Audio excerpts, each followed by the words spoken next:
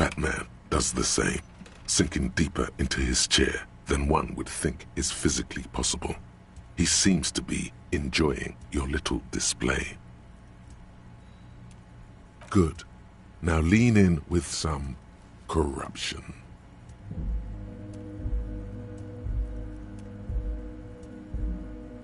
That we do, Harry. Let them say what they will about you and me. We're both born fighters.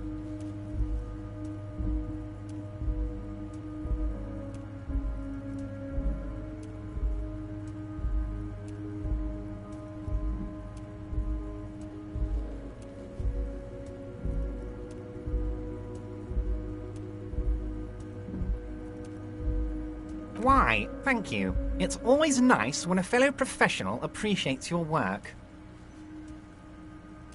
That's it. Now kick back and add a final flourish for dignity.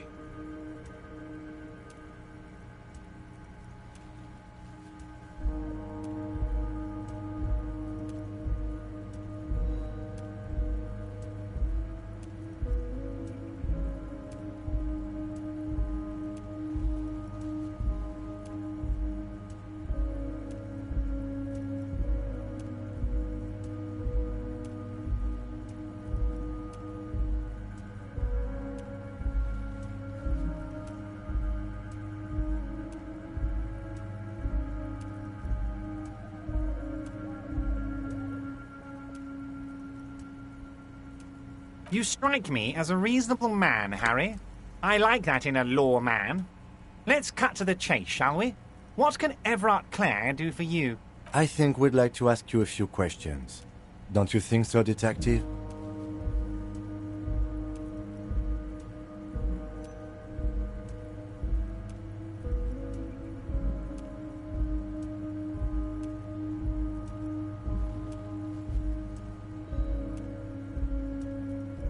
Somehow you managed to get yourself out of this one. Now quick, keep the momentum up. Ask questions. Whatever you do, don't ask him about the gun first. You don't want him thinking you're scared.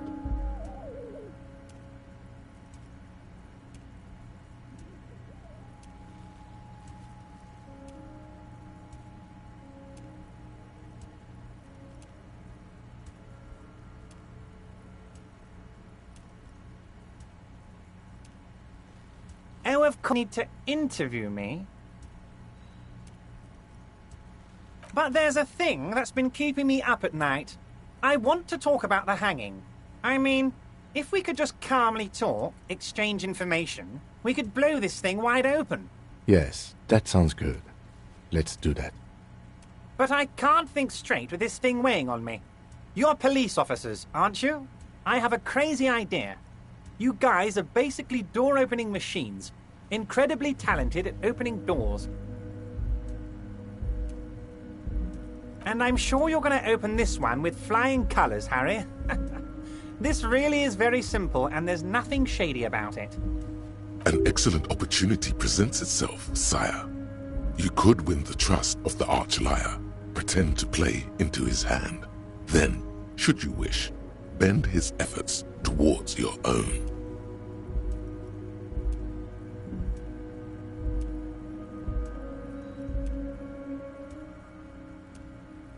Oh, no one's. It's just a weasel.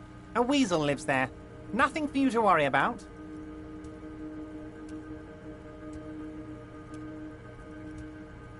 A loud blabbering weasel. When weasels feel no one is watching, they start acting foolishly. Just go there, unlock the door, and leave it open. It's been such a burden on me, Harry. I just want this to be over so I can discuss business with you.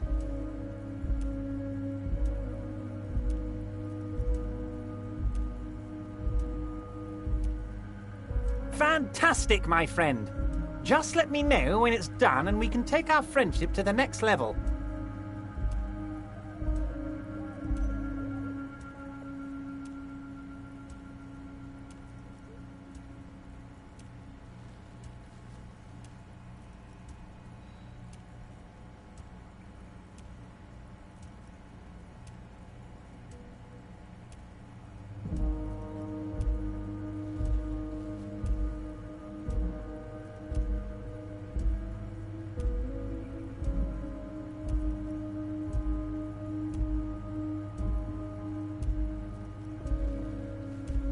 You can get the key from Manana. He's down by the gates.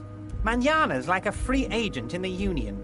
Special operations. Hardened socialist. A real free thinker, too. He'll tell you precisely where the door is. One last thing, Harry. Just open the door. You don't need to go in or anything. I just want that weasel to come home and see the unlocked door.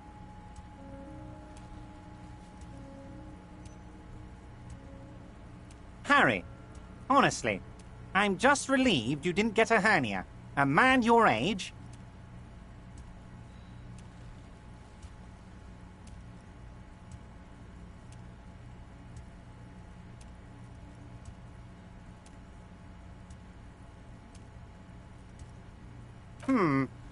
You did look like you were gonna collapse and die when I told you about your lost gun.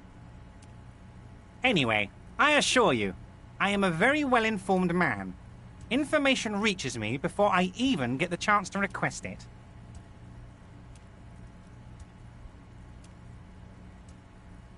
You might have noticed there's one hanging on a tree behind the hostel cafeteria. Oh my! Don't take this question personally, but why would I get involved in this matter? Mr. Clare, the man was hanged with a cargo belt. A steel-reinforced cargo belt. It's safe to assume the Union had something to do with the murder. Besides, getting the body down would benefit all of us. It's a stain on the neighborhood.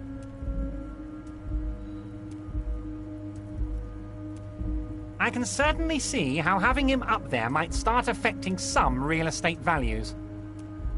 But of course, all joking aside, I am going to help you. Jean-Luc, my boy, I'm sending 2 police officers down. They have a dead body in a tree problem they need help with. Namely, they need it to be taken down. And Jean, please take it easy with the race science. That's a yes to getting the body down, no to the race science. You can find Jean-Luc down at the gates. He's the big, impressive one. You know, tattoos, muscles, ethnic looking. Can't miss him. Great guy.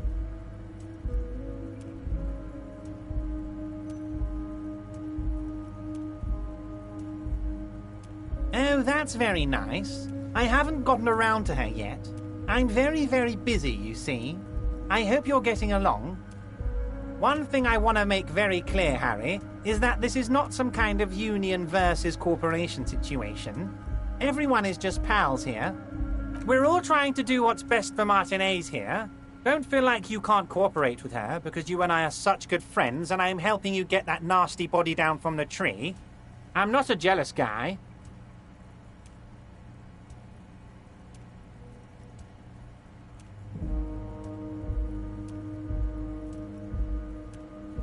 If she actually wants to see me, she will find a way. Any good negotiator would. And I just don't have anything to discuss with a bad negotiator. He doesn't want to see her. It's as simple as that. Vanished? Harry, the woman left her casserole in the oven and couldn't make it here in time for the voting. Oh, did I leave my casserole on? Better go home and check. The election can wait. When she got back, the whole thing was over. Wait, there was no mention of a casserole from Joyce. Harry, Harry, Harry. Do not fixate on this little matter. Maybe it was a rabbit stew, or a hairdryer, or an iron. The point is, her heart wasn't in it. Mine was. This particular brand of humor he has, it makes for a fine distraction. What do you mean, Harry? Nothing. I let him go. He's an old man, Harry. I wanted him to spend more time with his family. God knows how long he's got left.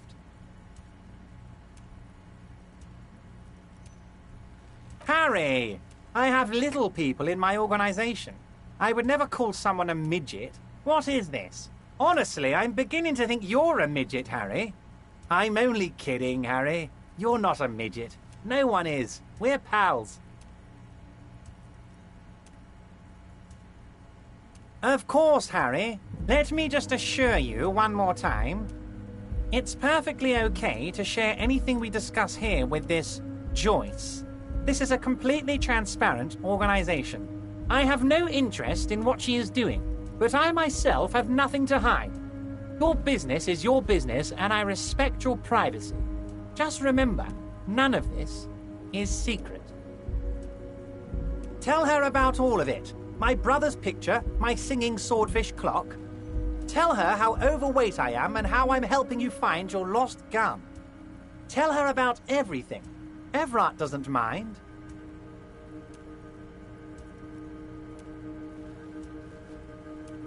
It is rather interesting to tell people things about each other, isn't it?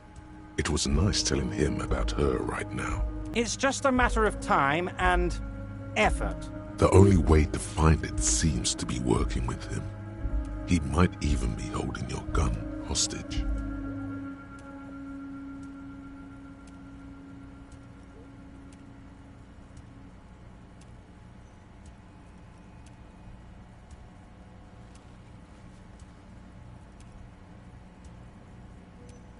Who knows?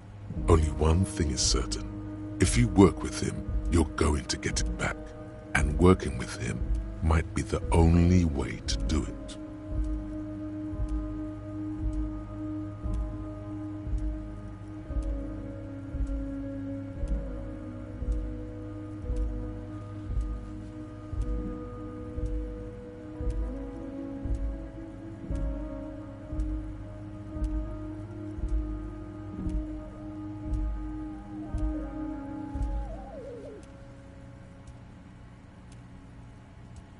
Damn it, Harry. That's exactly what it means.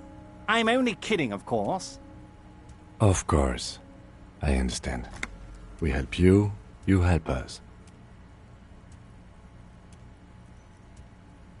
Of course. Let us dispatch with the formalities. You call me Everard, I call you Harry. My God, so it's true. I didn't want to believe it, but you are a fantastic science fiction amnesiac cop, aren't you? What are the odds of that? I think the odds of that are very low. It might be a good idea to hide your confusion. I mean, see what his game is first. So good to hear that, Harry. Apparently my sources were wrong. However, if you did have a spot of memory trouble, I could help you out. With my big fat folder.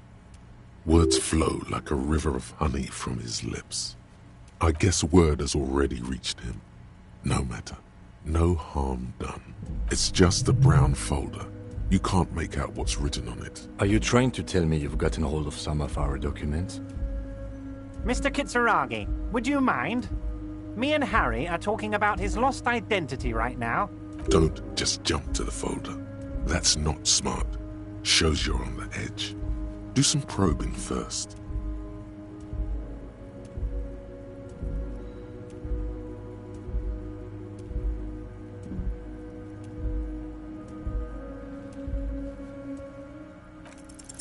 Everard's large hands are covering the folder, but the look on his face says, I know everything about you, Harry.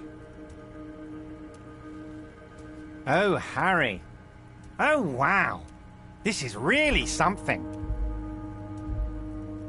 I'm sure it's not that bad. At worst, he has an old RCM folder, and I very much doubt even that. So how about it, Harry?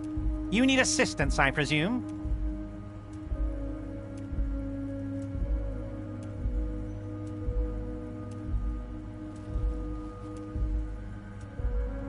Ah, this?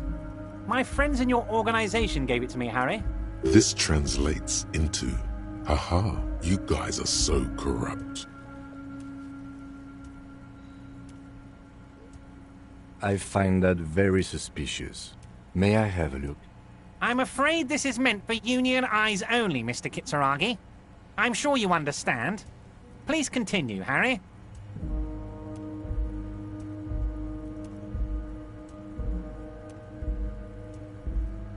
Of course, Harry, of course. Let's not linger on personal details and amnesia. You wanted something from me.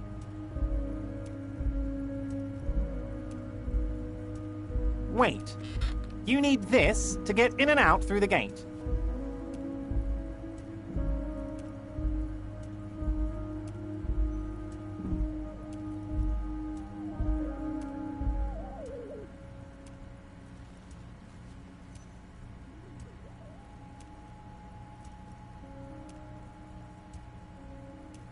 Here, you're one of us now.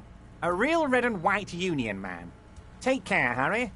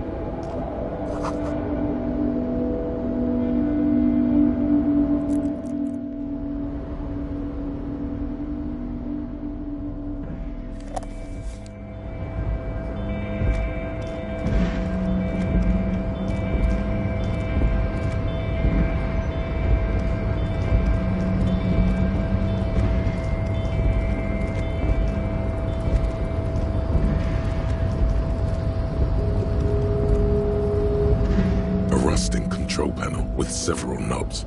Marsh. With a loud grind, the crane shifts overhead, moving a massive metal container through the air.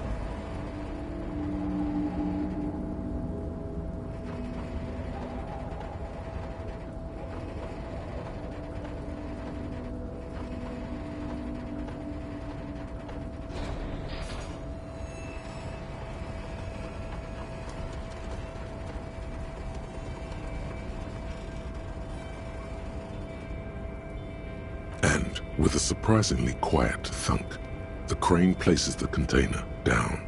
The harbor sleeps as the strike rages in the distance. The crane can rest again, now that its moving this container, of course. For this purpose it was built. For this purpose it has acted. And now it will rest. I can't see how that was worth the ruckus, except for seeing the crane in action, which I admit was satisfying.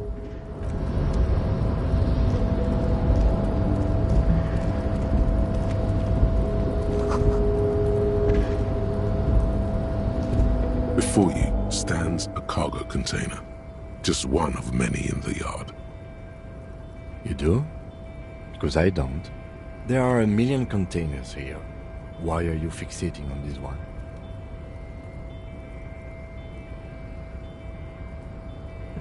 You just picked one out because you wanted to interact with a cargo container. We are not here to interact with containers. We are here to talk to... No reply. The knock produces a hollow ring of metal. Doesn't sound like there's anything inside the container. You attempt to turn the handle, to no avail. To your left, the lieutenant considers your actions with some puzzlement.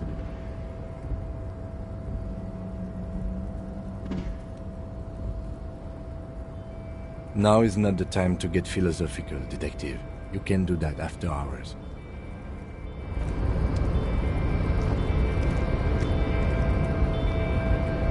We should think about calling it a day, maybe. The nights are still miserably cold this time of year. You should take care of that, then. Let's talk to him anyway. An officer of the RCM shouldn't be sleeping in the street.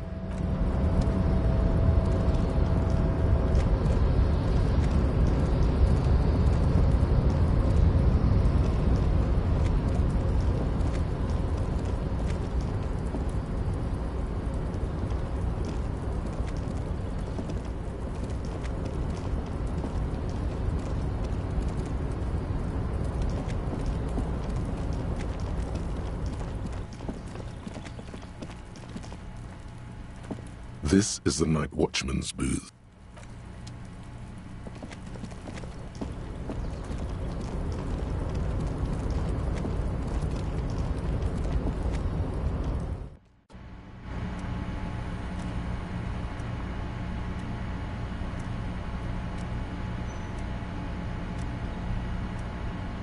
An imposing combination of a punch clock and a payphone is looking down at you from the wall.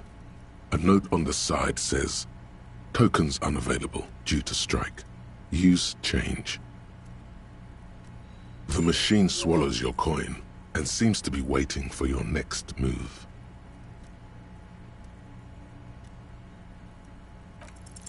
Your fingers run over the dial pad. 005. That's the dialing code for Revachol. 4952, and a moment of hesitation before entering the final numbers. 993. Calling. Calling. Still calling. Then... Video Revachol, 24-hour video rental. You rent 8 and 10mm film for home use. This is Lammy. How may I help you? The voice of a youngster on the other end sounds as enthusiastic as that of a man walking towards the gallows. Video Revachol is a 24-hour video rental. We rent 8 and 10mm film for home use. This is Lammy.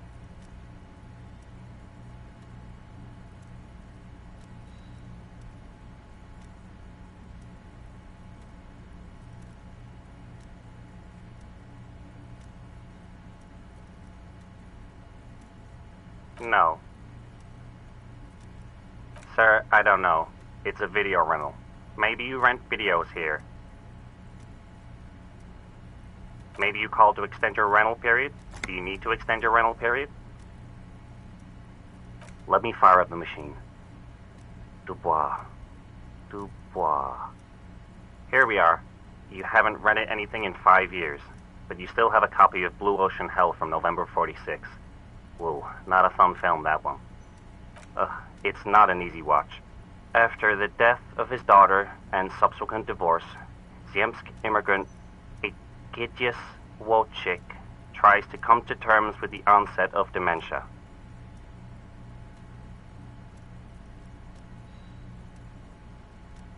No wonder no one's been missing it. Still, it would be great if you could return it to us. We're on the corner of Voyager and Main. The call is terminated by the other party. You're left with the discomforting sound of the disconnect tone.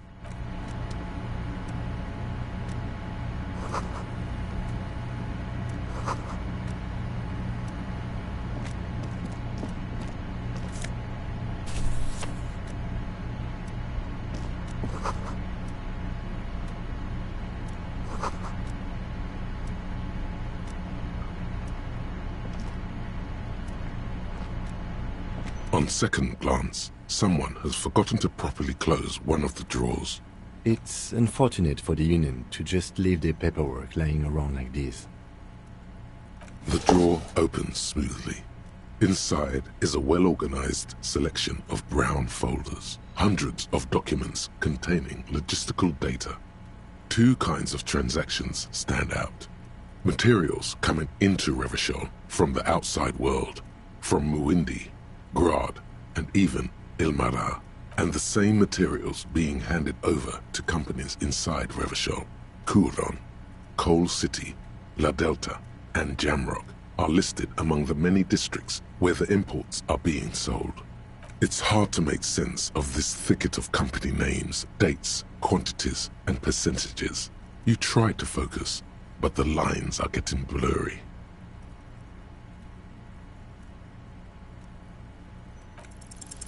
Look how blurry all the lines on these papers are. How unwieldy your own willpower is to yourself. You're like an absurdist Samaran monk, focusing through not focusing. Hermeneutics was almost within your grasp, but now only vague letters float before your eyes. Less meaningful, but aesthetically more pleasing.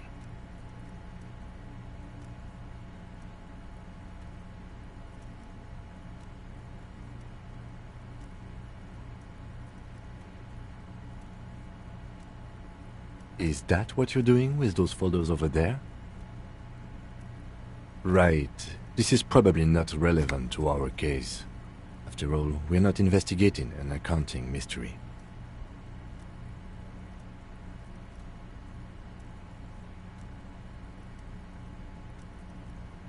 The drawer slides shut smoothly.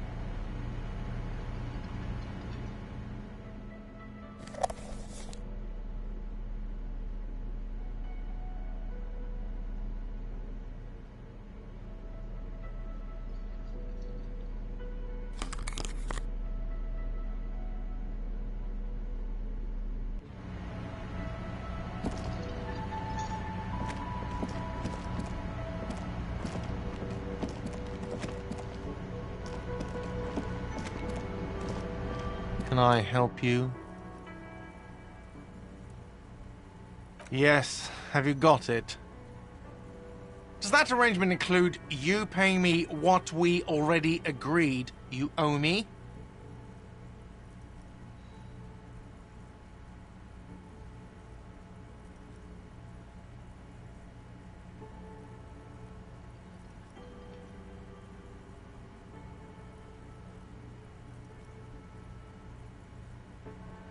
I understand your predicament as the manager.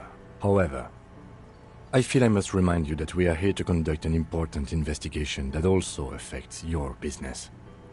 Forgive me for saying this, but your colleague seems more committed to drinking, and... I mean no offense. It's really nothing personal. I just have to protect the interests of this establishment.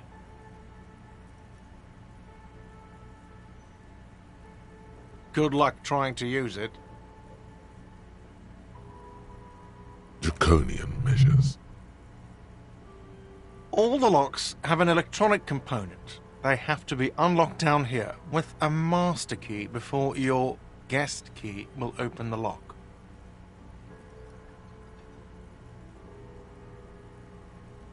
Not until you bring me the money. Okay, I might have something in my motor carriage we can use when you're done here. Oh, Lieutenant, we're done here.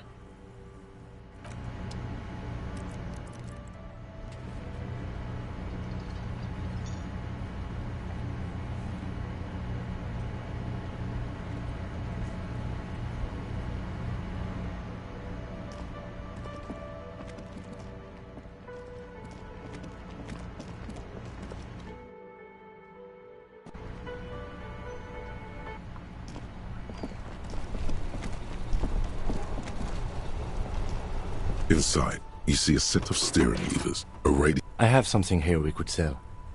Look in the back, in the suspect transport enclosure. Transport enclosure? Regular people just call it the cage. The cage at the back of the motor carriage looks rather uncomfortable. 4 shiny hubcaps are stacked against the seat. Their silver edges sparkle in the dark. I confiscated these 4 a little while back. We can take them to the pawn shop down by the Martinez Canal.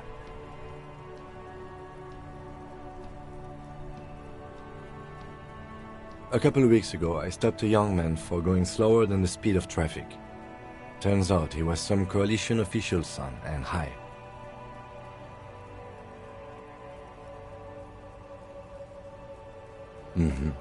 I took them and arrested him for driving under the influence. That they are.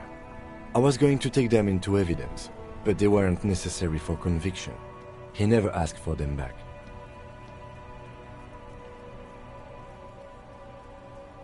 No, that would be silly. I don't know why I kept them. It doesn't matter.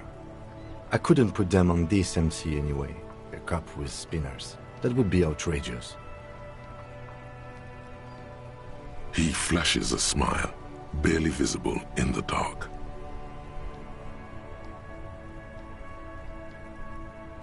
As I said, they are useless anyway.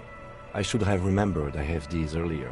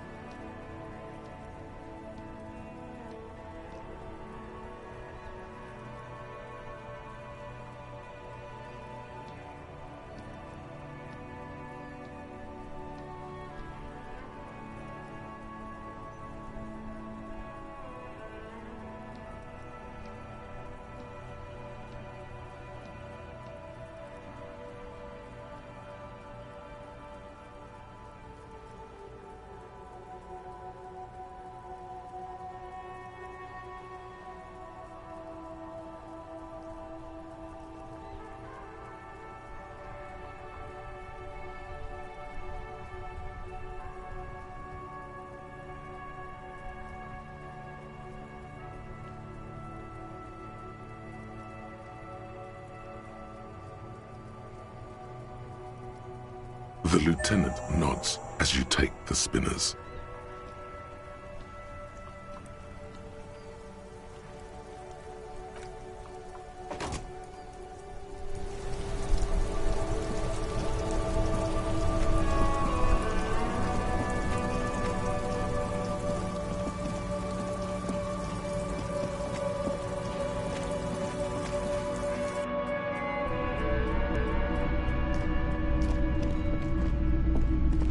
Hello, hello. Let me know if I can help you with anything. Yes, we'd like to sell these hubcaps. Roy takes the hubcaps from the lieutenant and inspects them. Yes, these are very, very good.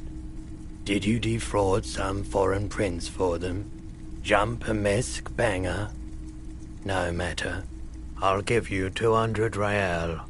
No one was defrauded or jumped, I assure you. Of course, I meant no offense. 200 real for you, officer. Delightful doing business with you. Do come again. Thank you. Here's the 130 real you need for your bill. Do not waste it. The rest is for him, to compensate for the pain of being separated from his radiant spinners. Anything else you're thinking of selling?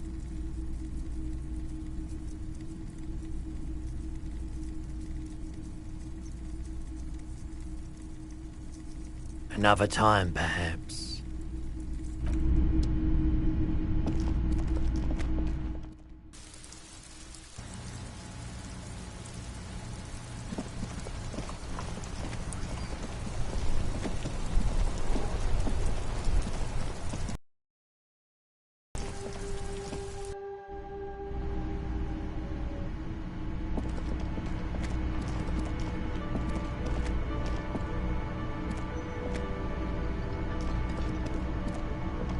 Can I help you? Yes, have you got it? Well?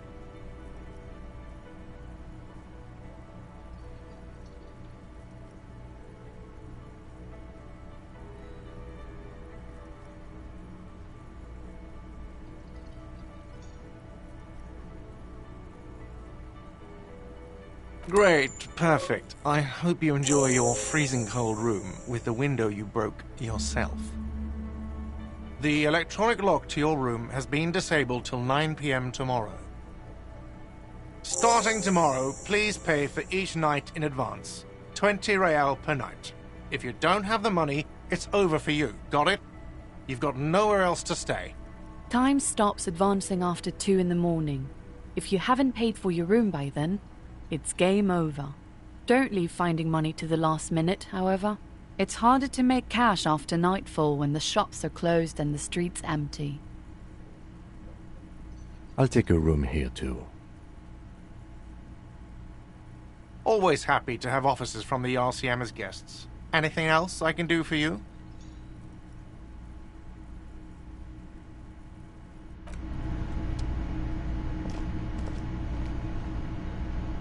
Yes?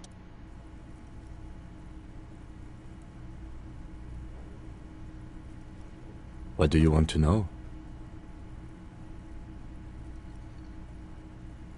What's there to say? It's just stupidity. The cop kind. Our precincts can't decide if Martinez is part of Jamrock or the Industrial Harbor. Yours or mine, as if we somehow own parts of the city. Typical street gang mentality. So we've let the Union make a mockery of law enforcement here, and now it's come to its natural conclusion. Well, sort of. It's less a matter of who gets to police Martinez than who has to. It's an orphan district, in other words. I think the dispatch desk just told both our stations about the hanging. There was quite the brouhaha at the 57th, I can tell you that. Time to settle it, they said. Cop off. But I assure you, I am not their finest or toughest with 102 cases solved. What I am is least interested in a pissing competition. So he volunteered to represent the 57th, but not out of competitiveness. On the contrary, somewhere in your mind hangs a dark green blackboard. There are 2 columns. One says, cases solved. The other, confirmed kills.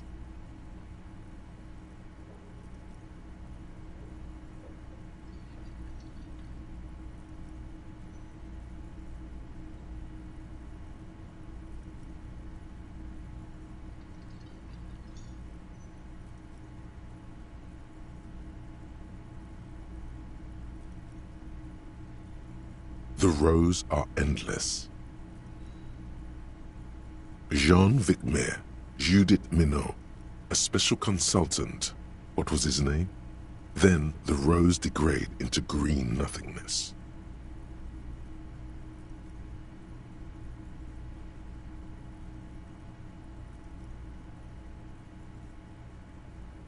Yes, I am an unrepentant spoilsport.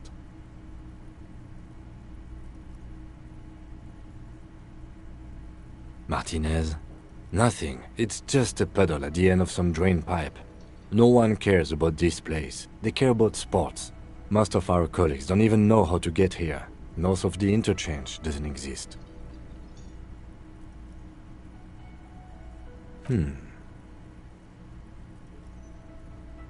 It's all part of the master plan, you see.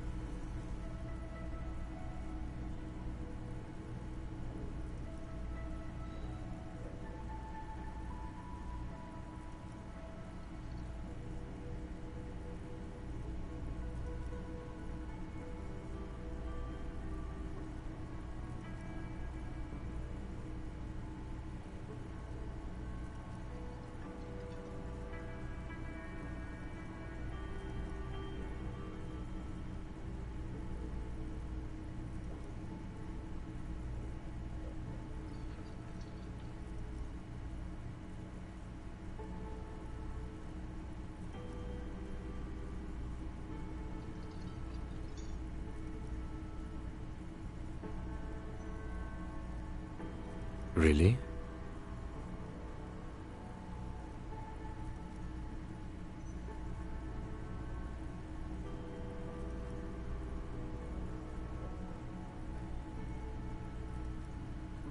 It can't be that.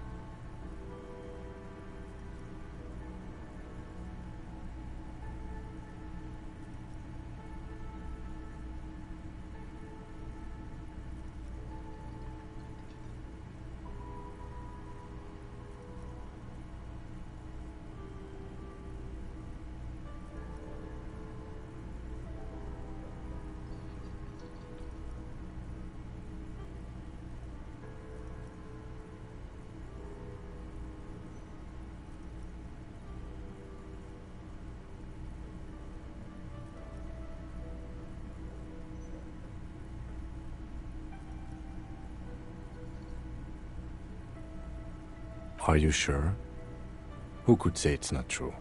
If you really don't remember anything, how would you know? We should move.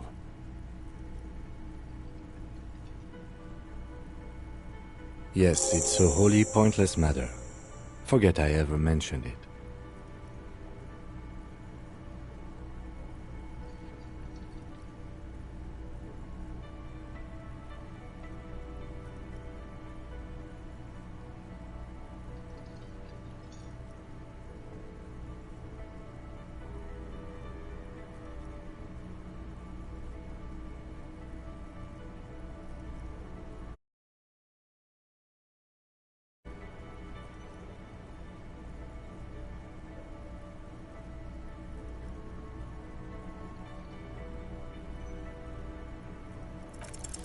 Look at you.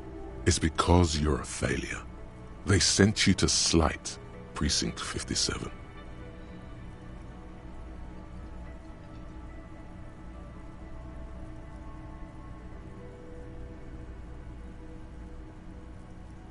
Just think about it for a second. You're a raging alcoholic who showed up 3 days late wearing piss-stained disco garb. You weren't sent here to win.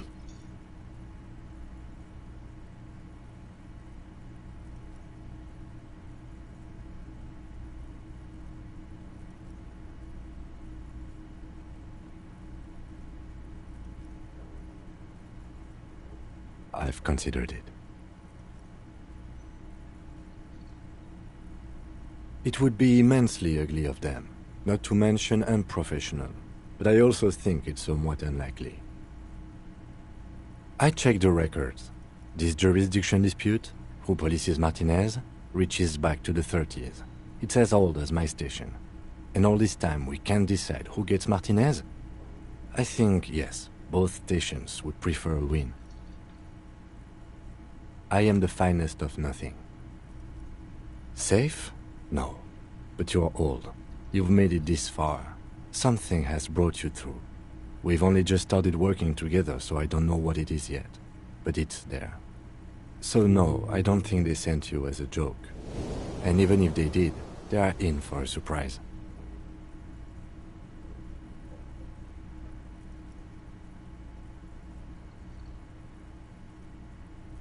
Me? I don't see how my life is pertinent to the investigation.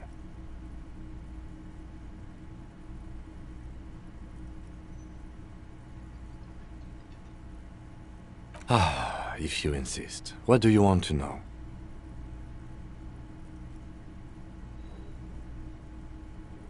What do you mean? I have no idea what you're talking about. The lieutenant's conceptualization skills must be rather rudimentary.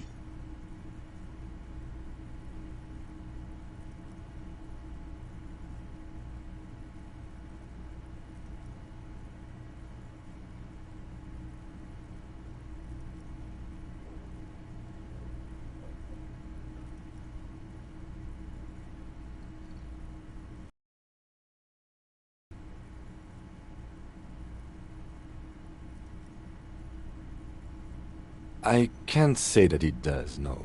When I need to think, I just use my notebook. The lieutenant produces his familiar mnemotechnique A6 and idly thumbs through a few pages. We all have our different mediums. His is written.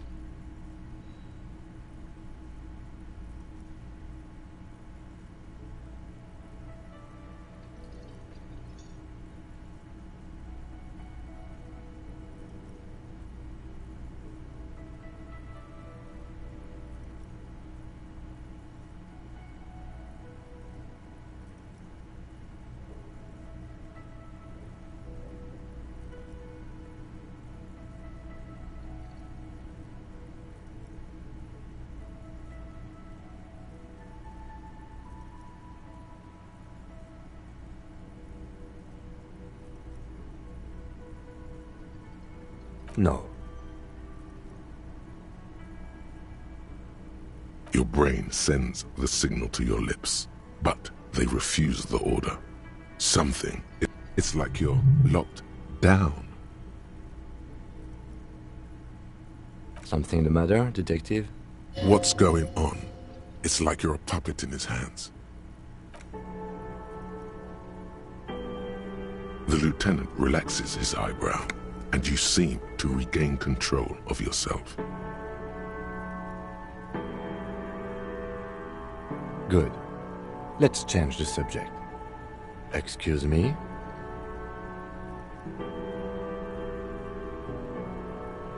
You have a distinctive way of walking. If I were to walk in front of you, we would surely collide.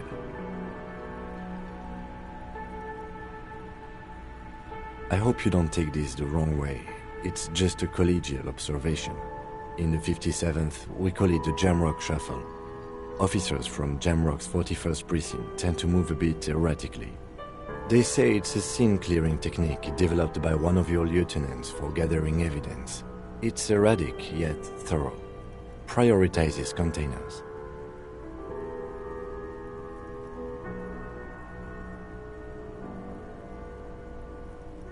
Yes, but containers contain things, shiny things. They're interesting.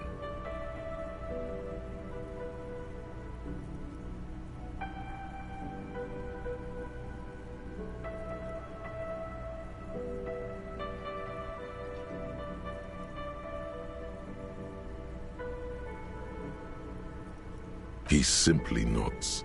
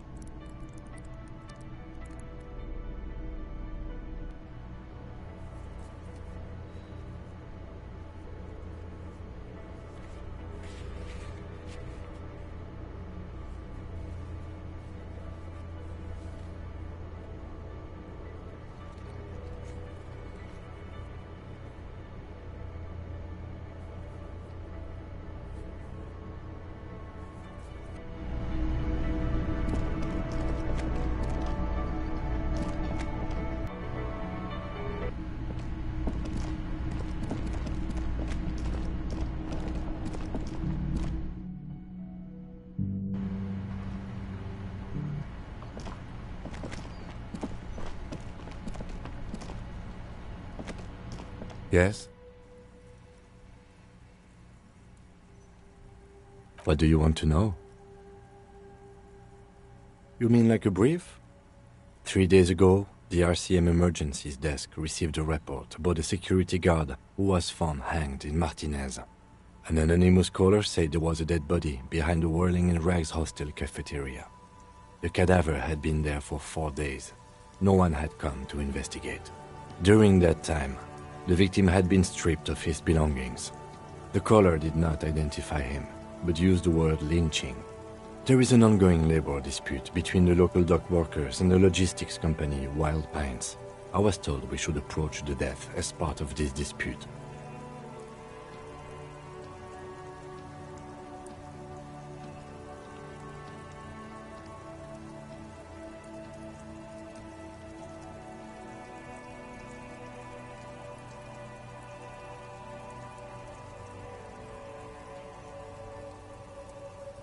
Okay then. Was there... Good.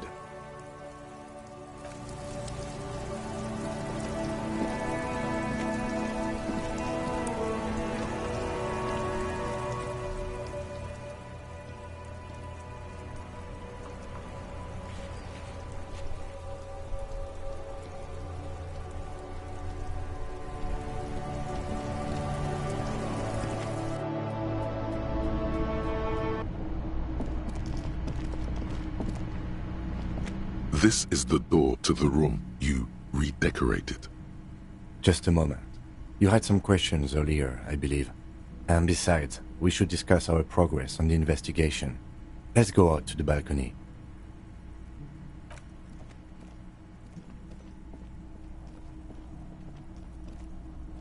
The air outside is brisk. The lieutenant is silent for a moment. He listens to the traffic hum. Then... Where shall we begin? We should talk about the investigation, first and foremost. But I also remember you wanting to discuss the RCM? I have a cigarette every night when I go over my notes. It's something of a ritual. Oh man, he looks so devastatingly cool with that cigarette.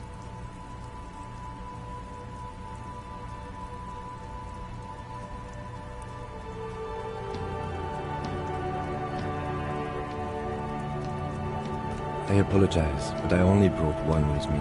I have exactly one cigarette every night while going over my notes. You mean this? This isn't cool. It's an unnecessary trial of will and unhealthy.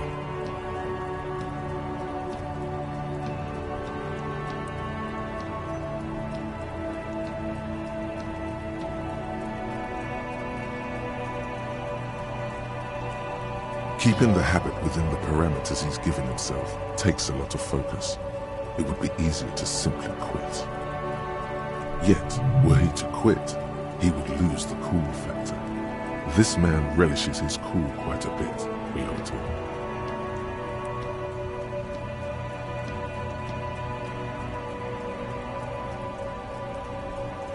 Yes, it's been a long and eventful day.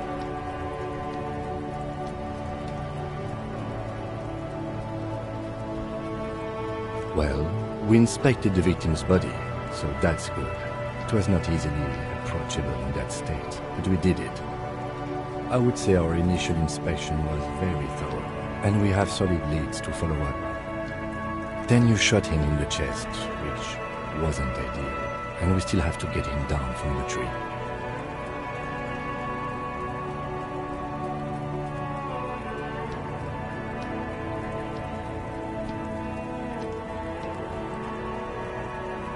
By not ideal, he means he can't believe he let you try that trick and would be angry if he didn't feel the outcome was partly his responsibility.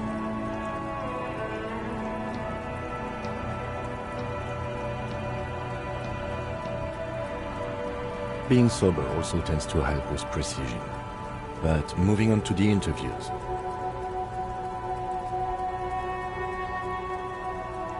We conducted an interview with Everard Clare. He wasn't particularly forthcoming with useful information, however. He's not saying much on the matter because he thinks you could have gotten more out of Everard. Claire also helped you, how should I say, remember your name? That's a relief.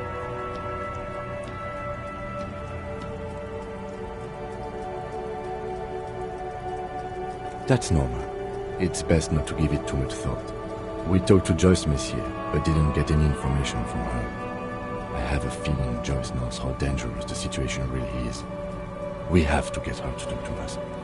If Kim is emphasizing something this much, it really must be important. Above all, though, today was exhausting. What's with all the running? You run a lot. Is that a standard Precinct 41 practice?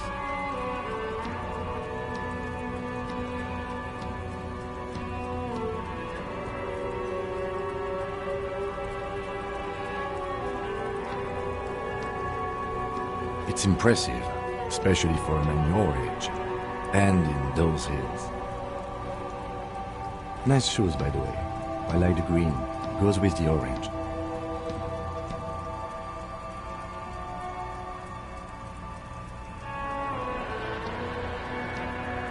They're quite limited, actually. The power officers of the Revachol Citizens Militia exercise most frequently is imposing fines of up to 1,000 real for offenses, in accordance with an interdepartmental schedule.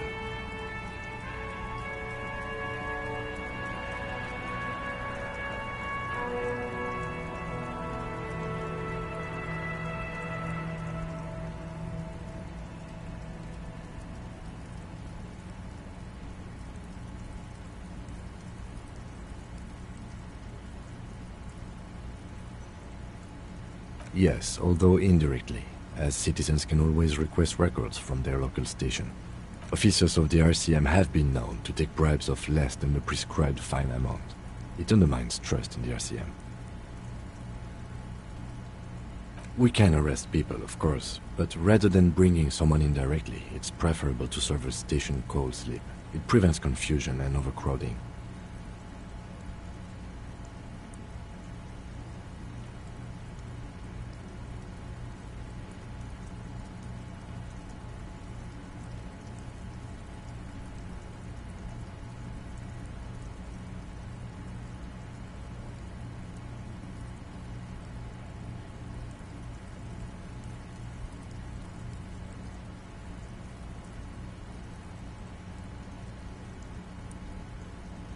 You can't. Those who don't show up become fugitives, though, and have fewer legal rights when they are eventually caught. It's about power projection. Thus far, as you may have gathered from the fact that we are expected to carry a record of our kills, like the one in your watermarks, we are permitted to use whatever force is necessary, and strongly admonished not to abuse that power. You have to supply compelling evidence for why it was necessary to use lethal force. In these cases, your partner is usually your witness. Not a good position to be in, by the way. Internal Affairs handles these cases thoroughly, by cross-examining you for inconsistencies. It is hard to cover for anyone, which is for the best. We don't convict. We arrest and send them to coalition government courts in Couron and La Delta. The prosecution works off our testimonies and records, which is why it's paramount to keep them. The coalition government, and the moral intern more broadly. The RCM was formed by the coalition government to restore order in the international zone after the revolution. So we did. Now we attempt to maintain that order. No more, no less. Or perhaps it is better to say we were allowed to form. It's a point of contention whether the citizens of Revachol or the coalition government founded the RCM. It's probably more honest, yes. Either way, the moral intern Elisiese has the right to keep the peace in this city, and they will take it away if we miss you. Or if they think you do.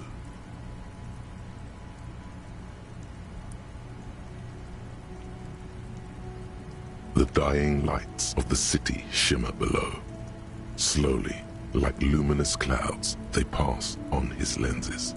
The lieutenant looks at his slim cigarette, contemplating the next drag. An aerostatic passes overhead. the whiskers of its floodlights on the ground below. Kitsuragi's glasses light up as he looks to the sky. 2 glowing circles. They really don't like us here. And the mouth on that kid, Kuno. It's different inland, in Jamrock and the GRIH. It's our fault for leaving this place to the dogs, to the Union, to the company, not daring to come here more often. It's like I told you, this place is an orphan, fallen between the cracks. We run this city. West of the river is RCM land. It's incredibly hard. Human beings are... But we are in control, and it's worth it. The organization works, our systems work. If they didn't, the city would disintegrate.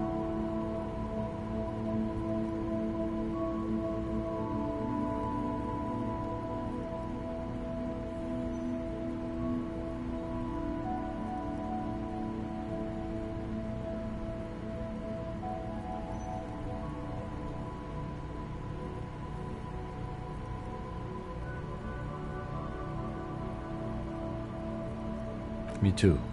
But I wouldn't count on any drastic changes in our lifetimes. He is very tired, but the dark circles under his eyes make him look younger, not older. Yeah, it's getting very cold now. Let's go.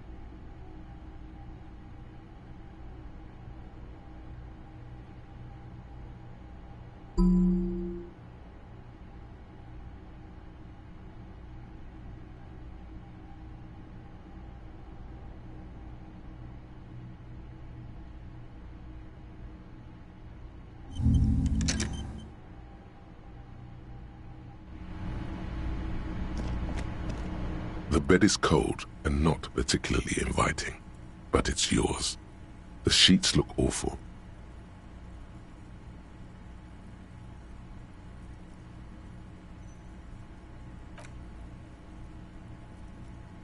The sheets feel at once coarse and clammy against your skin. The bed sags beneath your weight as you stretch out and finally close your eyes. And then sleep doesn't come. Maybe it's the bed's fault.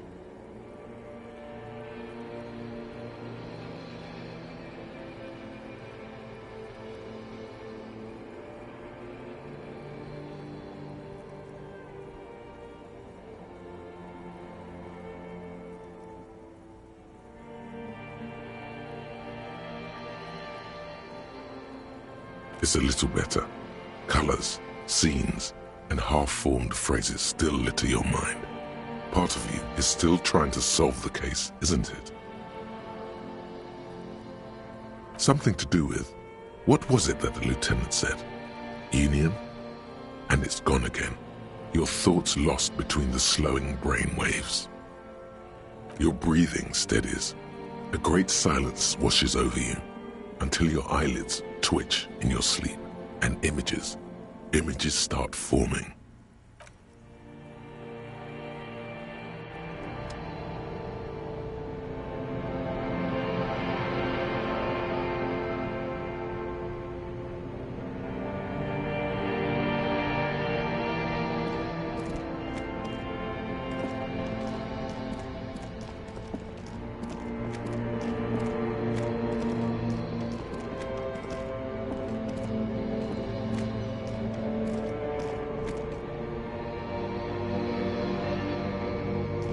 Do you remember the scent of your childhood?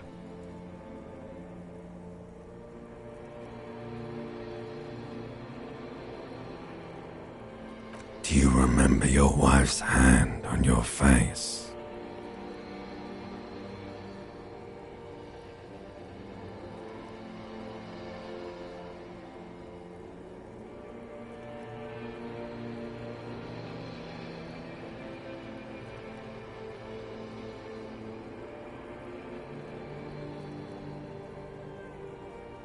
Do you remember the warmth of her thighs, between her legs and in her mouth?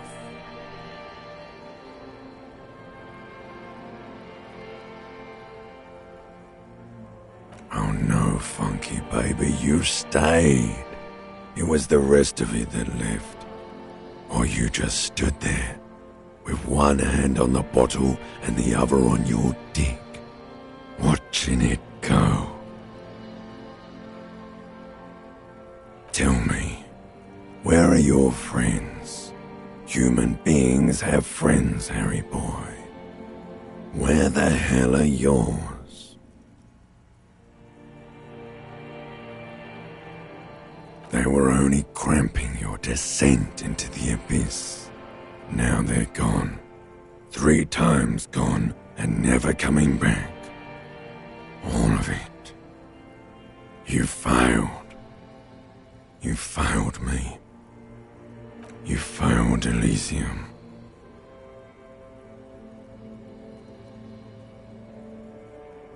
Everything.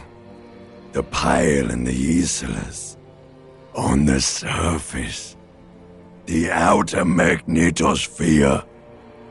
Burning, furious truth. 8,000 years of written history. You really dropped the ball, Harry. 4.6 billion people. And you failed every single one of them. You really fucked up.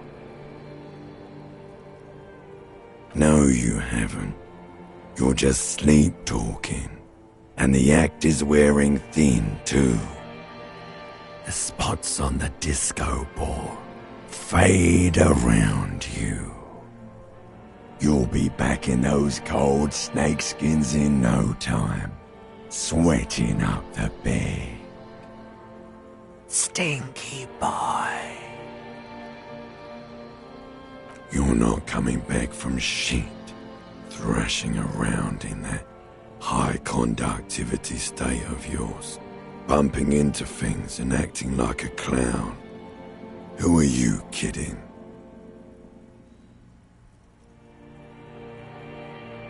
You're trying to what? I can't hear you. This is just a word dream now. Jumbled up garbage. The pictures are gone. The bed rises to meet you. A thin, sleep-like state. More glass than velvet, grinding in your head. So something is wrong. Sleep shouldn't be this bad, this dry, this unnourishing. There's something wrong with your thoughts. Some kind of new type of hangover. Oh yes, party boy, and it's worse than the one before. Just think of the shit you saw. Here it comes too. So soon already. A silent alarm goes off in your head like clockwork. Barely let you sleep at all. Time to get those clothes on, Harry. Time to go to work in the shit factory.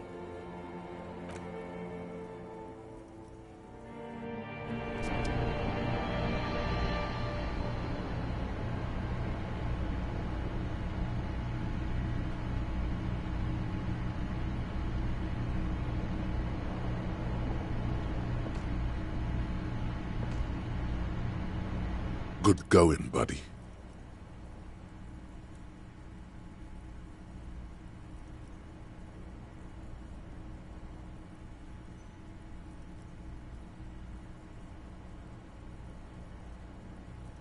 Really? Because you feel even worse this morning than you did last night? You mean, why are you so tired? Too tired and down to even think? It is worrying, isn't it? You can't be a detective like this. Detectives need to be able to think. It's just that your heart has finally pumped all the speed out of your system, Buster. Time to get some more. You're too weak to say no now. Waking up is the worst part. Maybe somewhere down the line you could decline.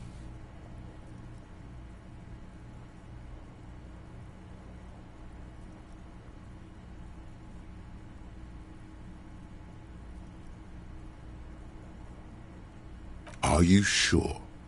Ready to live as this pathetic shell of yourself for days? Basically, a week. Let's be honest, 2 weeks. Maybe 3. You won't make it. Half the town will be dead by then. You will be fired. Suit yourself, slow, sad shell man. See how you do without your spark.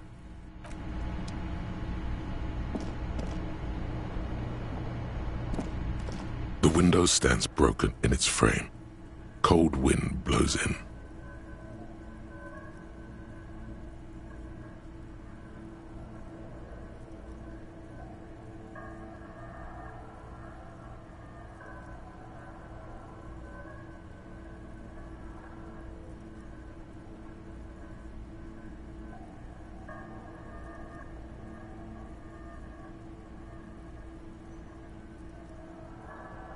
The morning light hurts your eyes.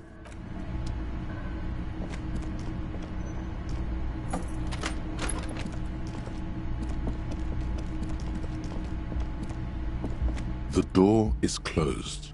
Still nothing.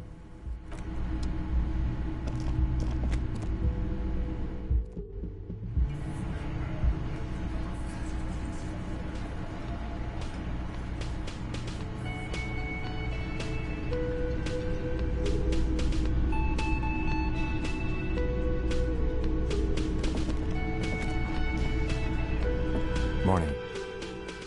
Looks like we can get to work at once. The union must have turned up. They look rowdy. We should talk to them.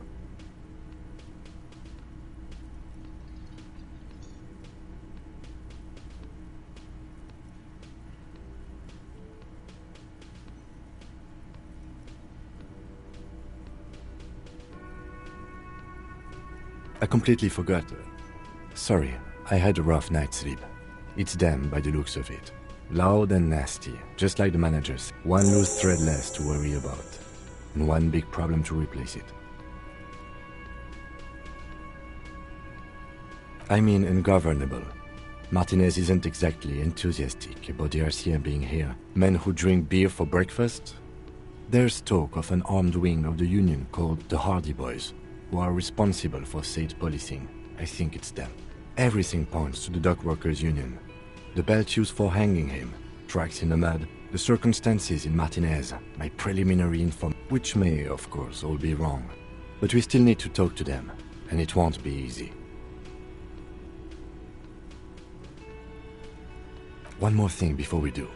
We don't have to talk to them immediately. We can walk right past them, continue with our business. Yeah, streetwise. Zoom right past. Do it on your own terms. But aren't you curious to know what they have to say about the murder? They're in no hurry to leave. They think they own the place. Anyway, I leave that choice to you. Whatever you decide is fine by me.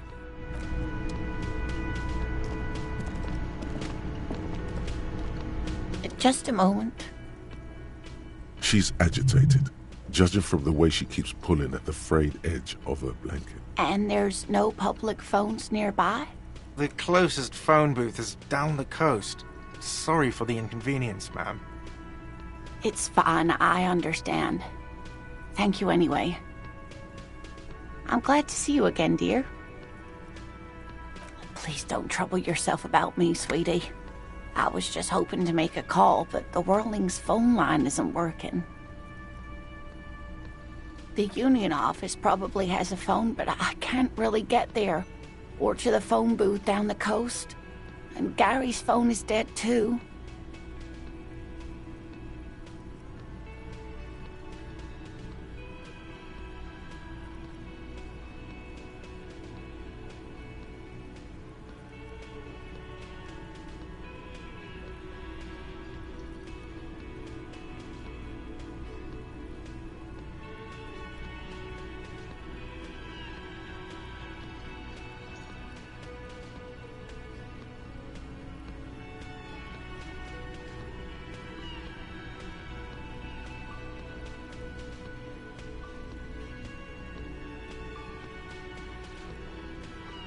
The manager was vague about it. Why would he be vague about phone problems? This is something to look into later. Ask God, maybe. To let the young woman who's house-sitting for us know that we may be delayed. Morel, my husband, and our friend Gary were supposed to get back by Monday night, but they're still missing, and I haven't heard from them. I was also hoping she'd heard from Morel.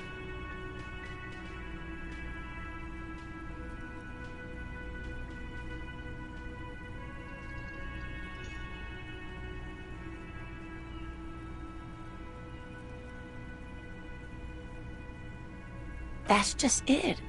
This isn't like him at all. He always plans his expeditions so carefully. But you have more important things to worry about. More important than a missing expedition? I don't know. Expeditions often lead to something interesting.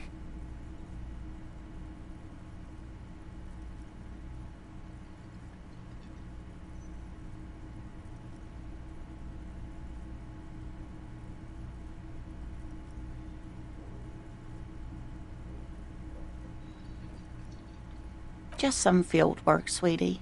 Morel is a highly trained scientist. He and his assistant Gary are studying an extremely rare species of insect. But they should have returned by now. They were just going down the coast across the waterlock to set a few traps. He said they'd be back on Monday. What could be keeping them? The waterlock. That was broken. Could this be it?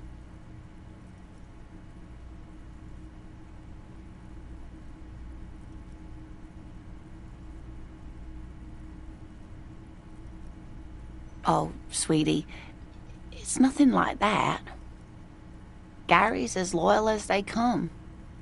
I trust him with my husband's life, and he... Oh my, what happened to the waterlock? Well, whatever the cause, I'm thankful. To both of you. You've spared me another sleepless night. You're welcome, ma'am. I hate to ask, but if your investigation takes you to the other side of the coast, please do keep an eye out for my husband. Yes, some left-field scientific research is exactly what you need right now. Funk up that vanilla murder investigation.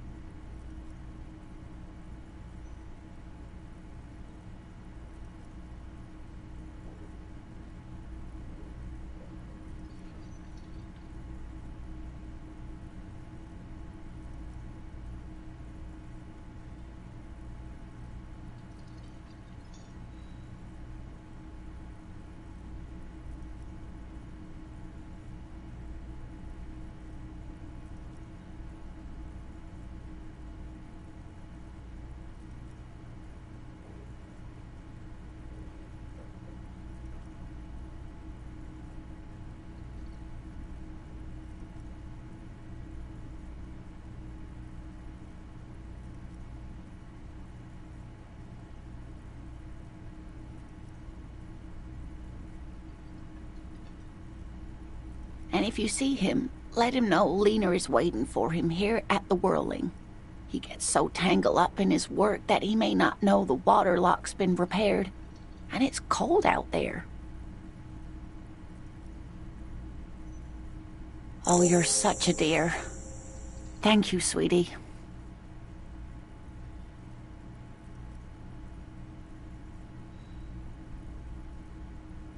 Oh, sweetie, it's fascinating.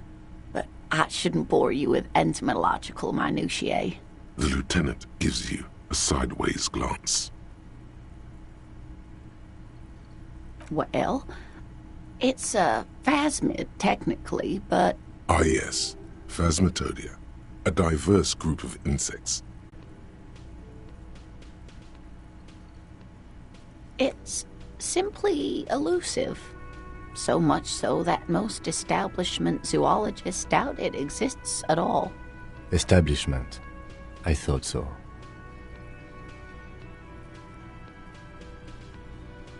Well, some teenagers making out in the reeds saw one. They didn't know what it was, of course, but there was a brief article in a local newspaper about their encounter with a ghost insect that looks like the reeds. Gary sent us the clipping.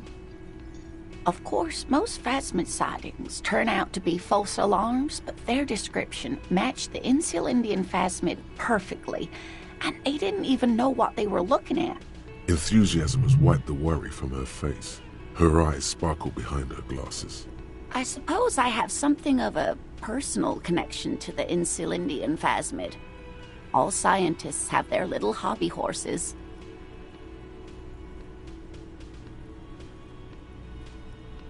Oh, I doubt it.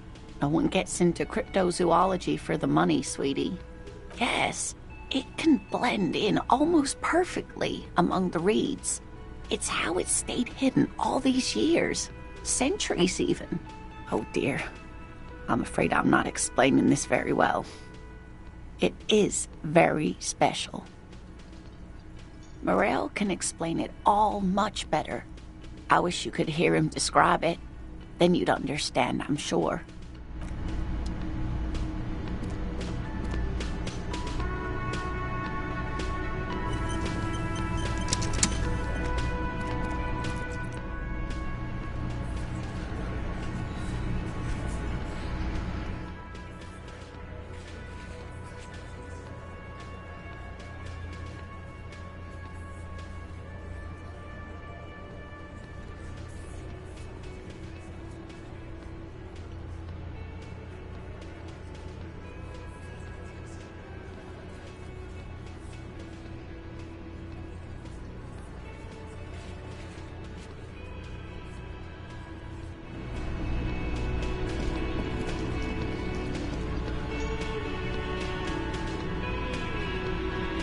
Let me handle this.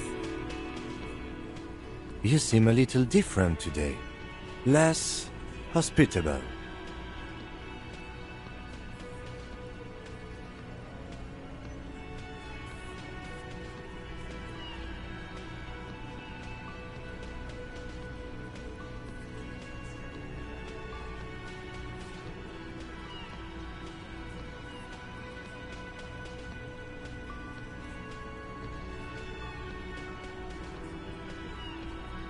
You are far from home, Lieutenant.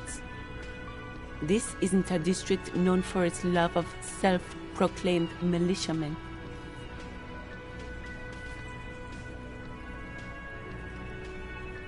Not a muscle moves in her face, but her eyes trace yours, stern and perceptive. You are looking for Titus Hardy, who you think has information on a murder the RCM is investigating.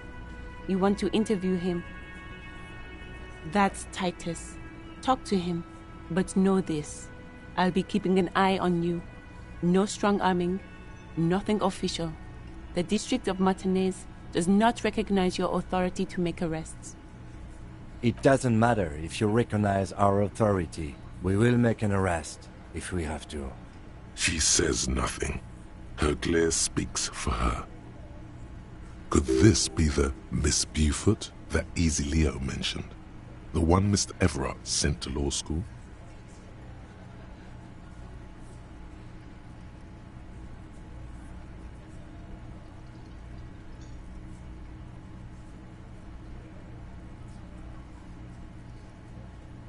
I suggest not wasting time on trivial pleasantries and focusing on why you are actually here. Titus Hardy.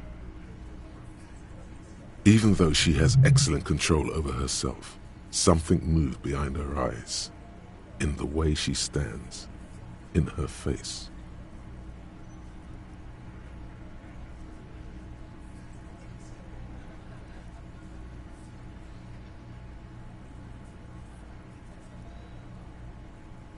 No. Talk to Titus.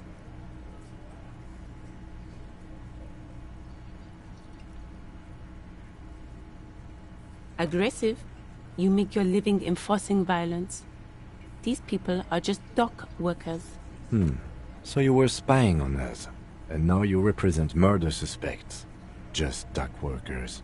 Listen, you moral intern lackeys. You're a mob, enforcing the unlawful privatization of Revachol.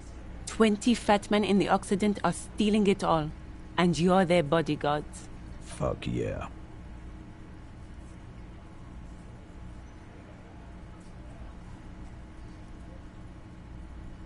So ask what you came to ask, or get back to your commanders.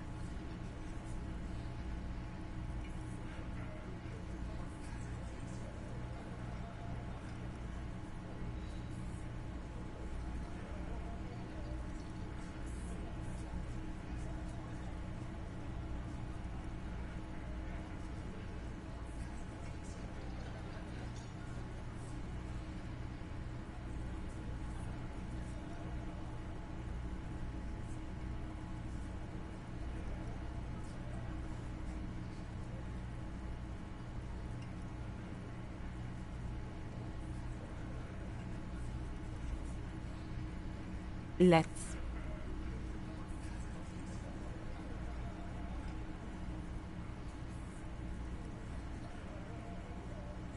What you want is of no significance, officer. Don't test your authority. In Martinez, you are no one. Obviously, I'm a lawyer, a legal counselor for the Dock Workers Union. I would urge you to consider what you say to my clients.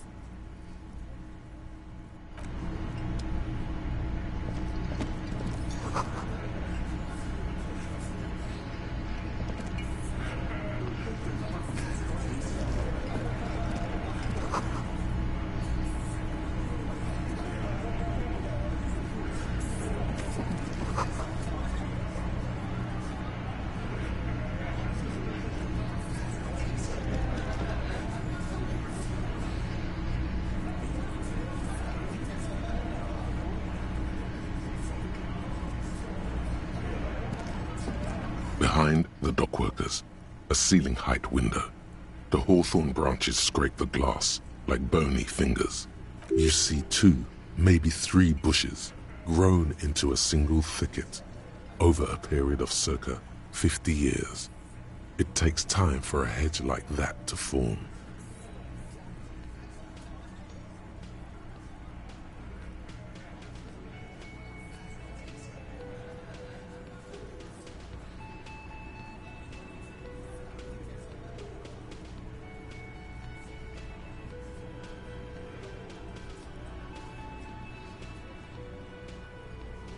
There's a little slide panel up there to let some air in.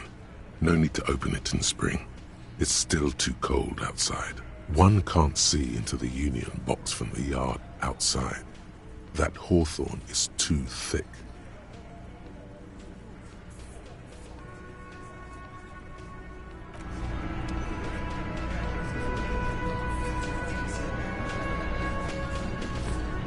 This is where you say your bit.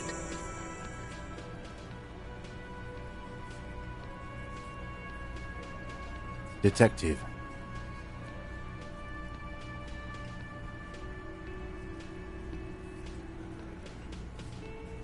Oh, this is about him. A real looker, that one. You're sure taking your time, waiting for him to get ripe and pretty for you, huh? Oh, he was a real pretty boy by now. Real hot stuff. Letting out that pretty boy smell. Time to go to work in the shit factory! Easy, boys. These janitors have a hell of a job cut out for them. I mean, I wouldn't go in there for $1 million. You might want to start asking your questions now. It's not going to get better than this. Do a head count first. Connect these men to the tracks you saw in the yard. Chances are they're going to match.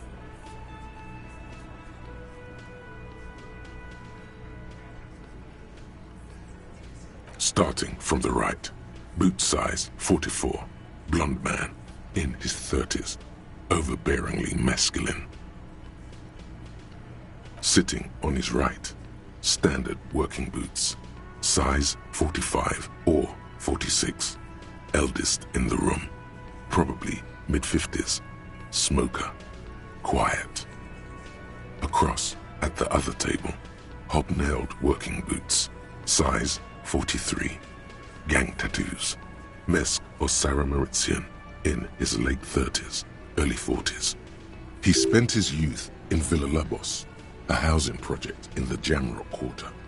There were incarcerations, hard to say what else. The ink is fading. And then, standard working boot, steel reinforced toes, size 46, the big dick, wide at the shoulders and lean at the hips, rugby cap, fingerless gloves, and numerous scars, a little under 40.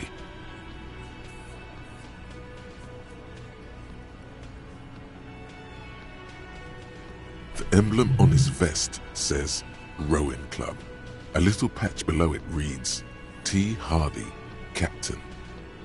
In the far corner, standard working boot, steel reinforced toes, size 44, 40-something, non-alcoholic beverage in hand. You squint. Is that a plectrum? On his neck. Forget it. It's not important. Let's call this one the musician. Size 41, with the light step. Not a child, after all. An older man with a rat face, mean, watery eyes, and 2 front teeth missing.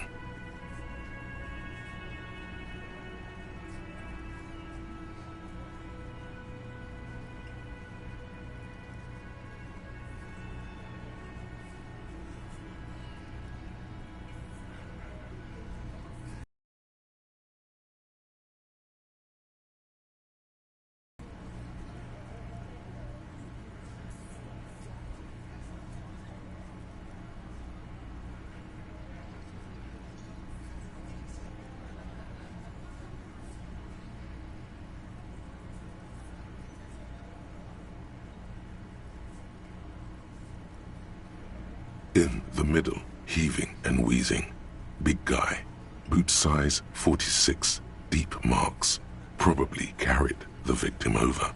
He alone is 130 kilos. Add the man in armor, and you could easily exceed 220. In conclusion, these 7 are the actors on the crime scene. The footprints were theirs, but there's a discrepancy. Exactly. You've stood there for about 4 seconds, not saying anything. Hit them with questions. Where's the 8th Hardy?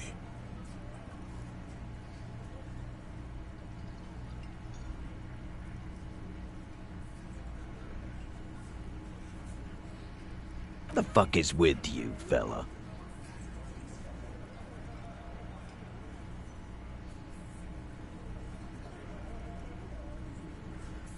What are you talking about, madman? There's no 8th Hardy boy. There's 7 of us and we're all here. Or what? You want to be the 8th Hardy boy? We ain't hiring. Actually, boss, we've been talking and we think she could maybe...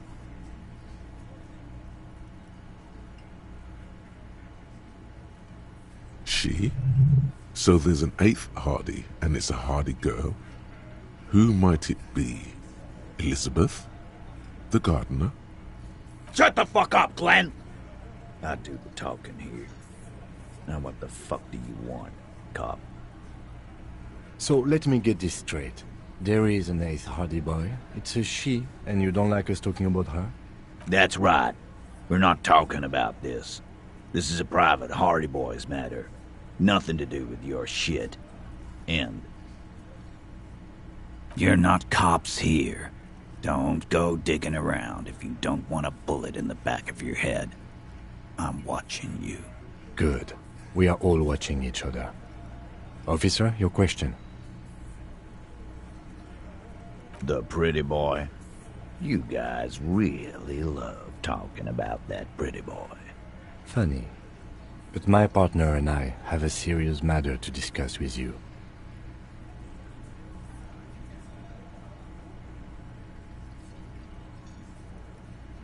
Container belt? Like we use in the harbor? Because we took it from the harbor where we work. Then we went out back and used it to hang him.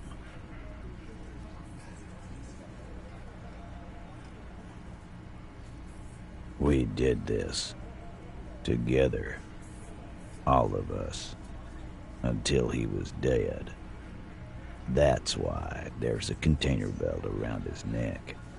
There's a catch hidden somewhere. He didn't confess so that you could take them all away. It's too simple.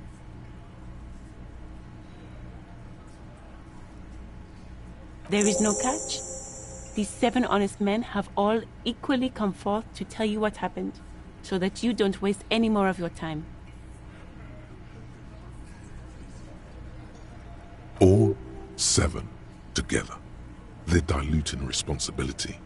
It's an anti-arrest tactic.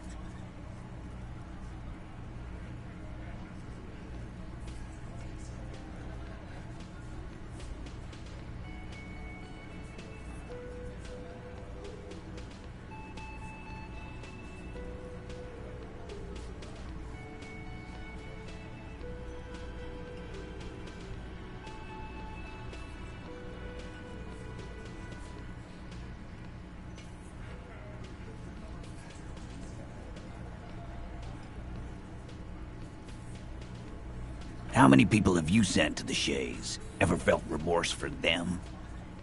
Chaise électrique is the method of capital punishment in Revachol under the Coalition. During the suzerain's reign, it used to be the firing squad. Or send them to Reunion to rot. For 20 years. For life.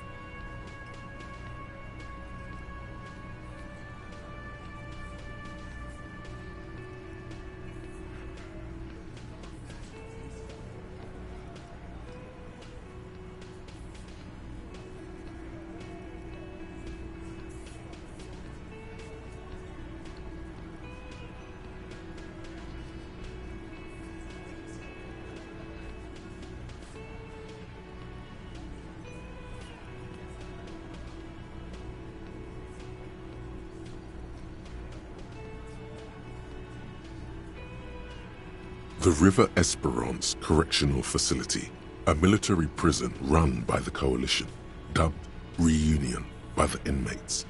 The origin of the name is unknown.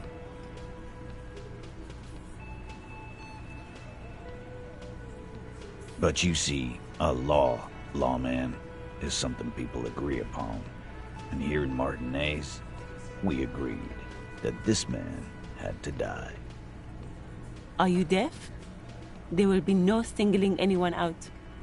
You can't arrest a Hardy Boy without arresting all Hardy Boys. Do you think you could do that? Do you think you could arrest them all? A trick question. Don't let her lead the conversation.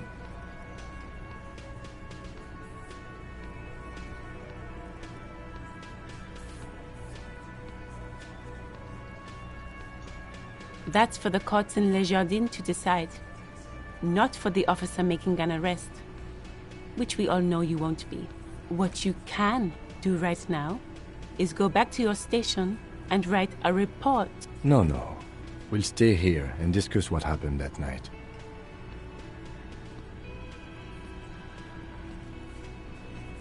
You don't have to keep answering his questions. I know, Lizzie. Relax. We killed him last Sunday night. Seemed like a good way to end the week.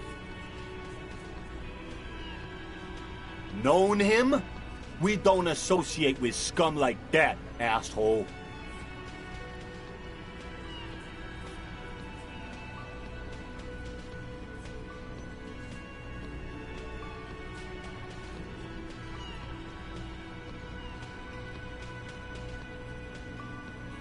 Yeah! Who do you think we are? Quiet. He came around about 3 weeks ago when that Pines cow first sailed into town. Happy? By the Pines cow, you mean Joyce Messier, the representative for White Pines? The same company you're striking against? No. I mean the Pines cow. The stupid-ass cow they sent in to fuck us over. But you know what? Why don't you ask her about the pretty boy? I'm sure she has interesting things to say when you ask her hard enough. That's enough insinuation for today, Titus. Officer, your interview is drawing to an end. Don't waste your last questions.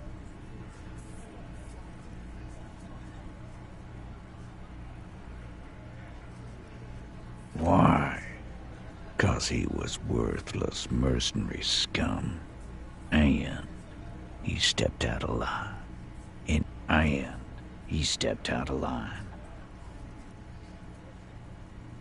What kind of mercenary? The kind that shows up when you start a strike. The experienced kind, too. Had Cohoy and Semenine written all over him. Ex-Oranese Special Forces. A live grenade. Right here in our bar. I can't prove it, but I know he was sent by the Wild Pines.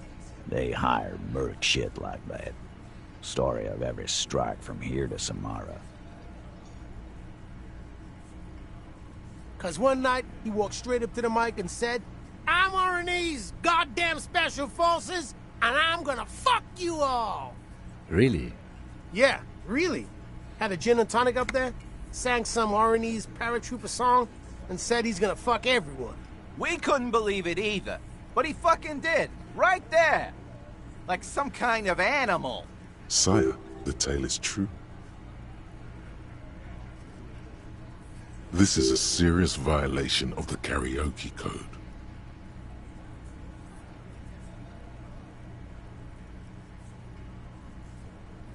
Wrong. He harassed women, raped one, harassed workers, threatened to kill some as a warning. From rape to harassment to threats of violence. Why the strange de-escalation? To kill us all, if we don't open the gates, if we don't let the scabs in, if we don't bend over. And that was before he started coming here. Yeah, he said it was his favorite joint now. Started coming here every night. Drinking, grabbing girls. Grabbed one of ours mid-karaoke, right there on the stage. He grabbed someone? Yeah. This girl's on the mic. A beautiful girl. Young. Gets into the second verse of Lover Lake. The fucker grabs her legs, starts screaming. "Show me your cunt! Why don't you show me your cunt?" Then, he gets knocked on the head with a wine bottle. Doesn't even fall down.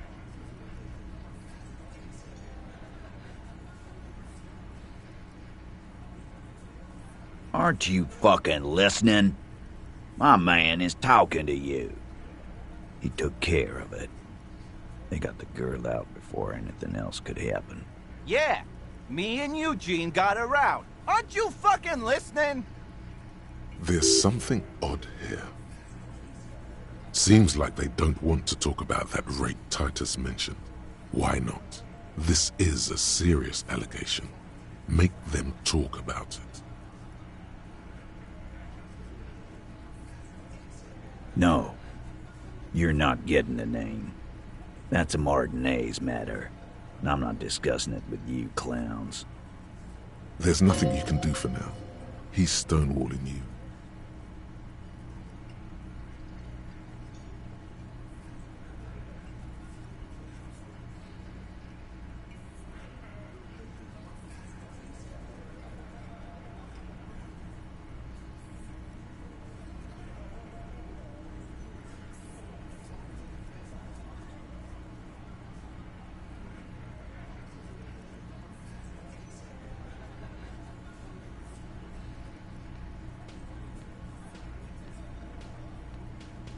We hanged him up by his neck until he got... Didn't they teach you any? This is where an autopsy would come in handy. You have to work with what you know.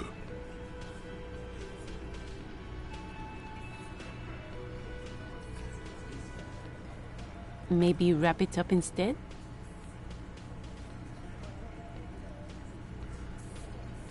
Nothing. Your investigation here is done. Leave Martinez, go back to your stations. I think we're going to stick around, thanks. Some things don't add up here, Titus. I've done this job for long enough to know that people don't just confess to first-degree murder, even if it is a group risk. Good luck with that. You've heard everything a rent-a-cop is gonna hear from us, real law officials. You're lucky you didn't get a beating.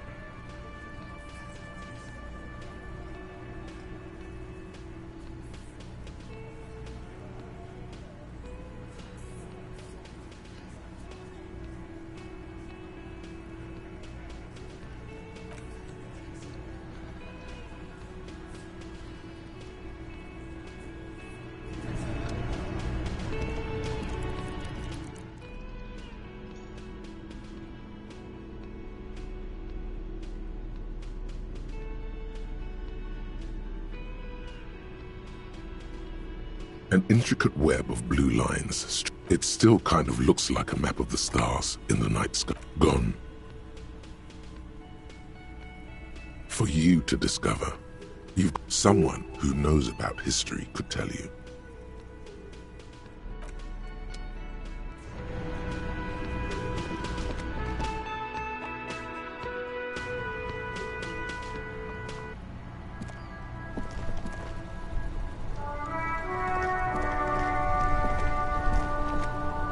In the morning light, the white on blue police livery on the motor carriage cannot but catch your eye. Do something important? Something murder-related?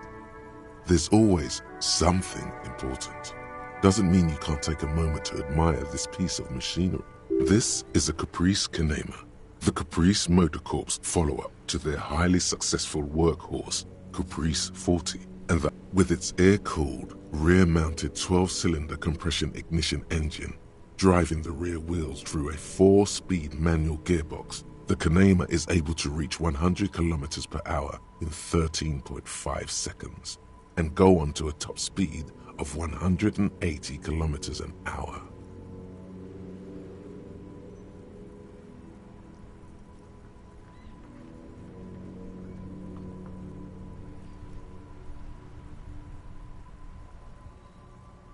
Even at a standstill, the unibody Caprice Canema looks sleek and dynamic. The cabin is tilted frontward to give it a more aggressive, hunched look. Someone has waxed it recently.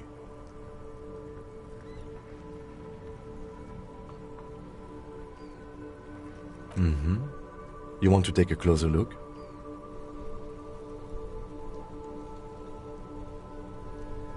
$130. I reckon that's a 7-liter V12 there. Man, that's got to be a major advancement over the KR-18 GU engine on the old Caprice 40.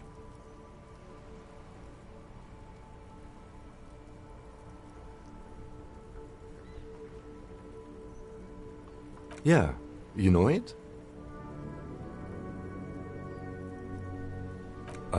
Yes, that's right. I'm very impressed that you know these things. Yes, an extraordinary machine.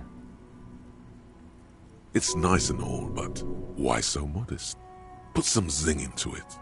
Flare it up. Slam it down. Helium headlights would improve the range and quality of the visual field a lot. Actually, I have a pair at home. Just haven't gotten around to fitting them yet. I need to lay some wiring for the ballast first. You want to help? Thank you for the offer. That might be fun. Let's do the case first, though, alright? He liked the idea.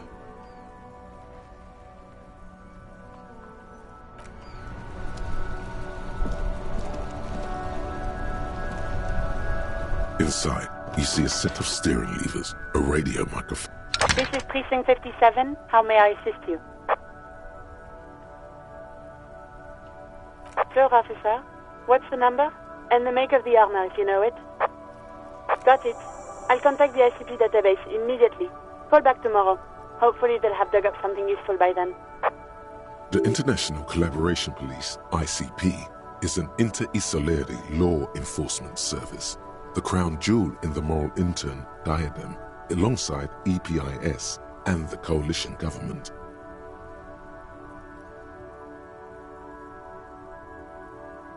Just a second.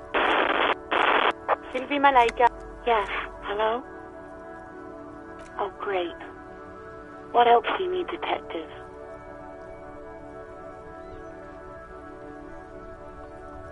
Well, you tried to jam it down the toilet, sir, clogging it completely. After I had unclogged the toilet and retrieved the paperwork, I am sorry about that. Anything else, detective? You hear the call breaking up on the other end of the radio, and then the already familiar. Anything else I can help you with, officer? 57. In the cabin, you see a set of...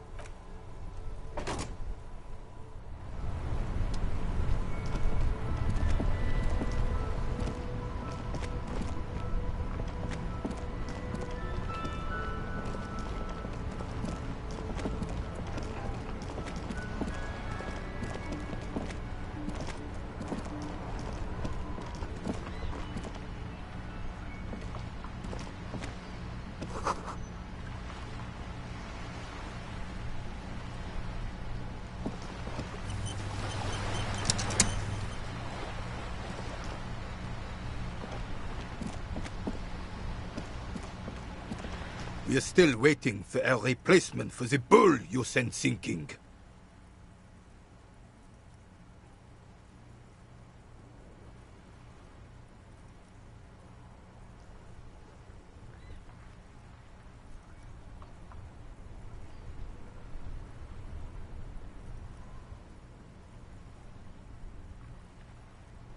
Yes, the Debardeurs Union pays me to stand vigil during the nights. Not out of any political allegiance. I'm an old man. Don't sleep more than a few hours every night anyway, and money is tight. Yes, it does. Unfortunately, I wasn't working that night. Been on a 2-week leave since last Monday. No one. The bus has been unmanned since last Monday. There's no other guard. No one has been guarding the container? Yes! It's not actually an issue. Look, officer. The container yard doesn't actually need a guardsman. Never had one before, René. Monsieur Claire had that booth built specially for him. It's mostly decorative. The possibility of someone being in there is enough to discourage any ill-minded individuals. Evrard created this job for René because he knows the Royal Carabiniers' pension of honor and PTSD isn't something a man can live off. A decorated Kingsman collecting tear reflects bad on the whole neighborhood. His words.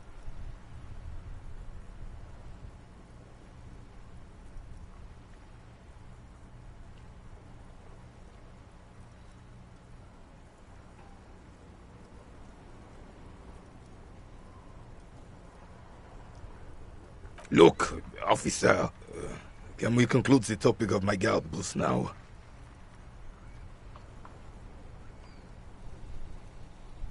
She is nobody. This is none of your concern, and I refuse to... The lady is Jeanne-Marie Beaulieu, and she sure as hell wasn't a nobody.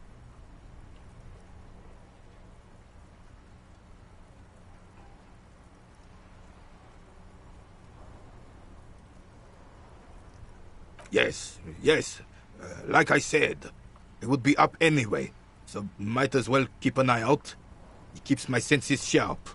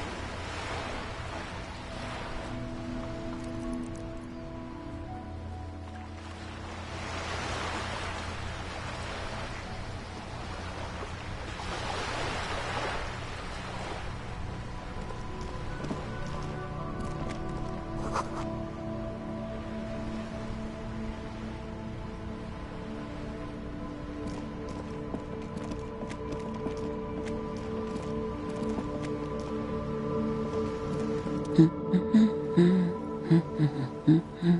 ship takes off like a silvery mosquito, unfolding its rotor blade arms. She mumbles reading, then puts down the Yes? Hello? Me? No one. I'm just a working class woman. If she's such a working class woman, why isn't she working? Not all the time. Right now I'm browsing books. Even a working class woman needs something to read.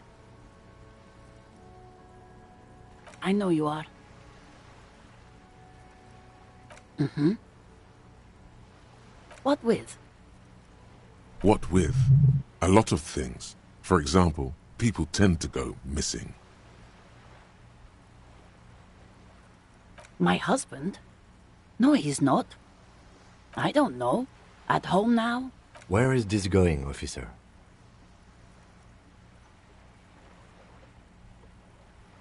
Yes, but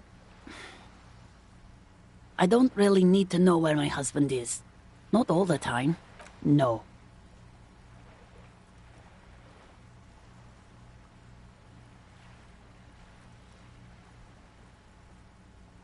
Why are we still talking about this? It's got to be something else then. Why else would you be asking her if it wasn't?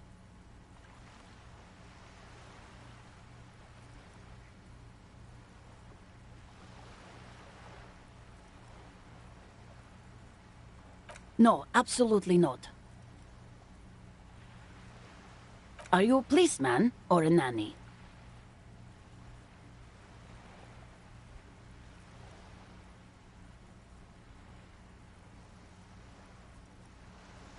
They are not missing. You know where they are. They're at home, smoking, giving the ladder of vices a chance. What? That's just... My daughters are perfectly fine. They're with their friends down in Jamrock. There's nothing to worry about. They're almost grown up now anyway. They're past the age they need me protecting them from everything now. My youngest girl, Jolie, is just shy of 16. Jenny, she is turning 18 next month. But we shouldn't even be talking about them. Why do you need to know this? Haven't I repeatedly told you that they're not missing? That they're in Jamrock, safe and well, at some stupid party?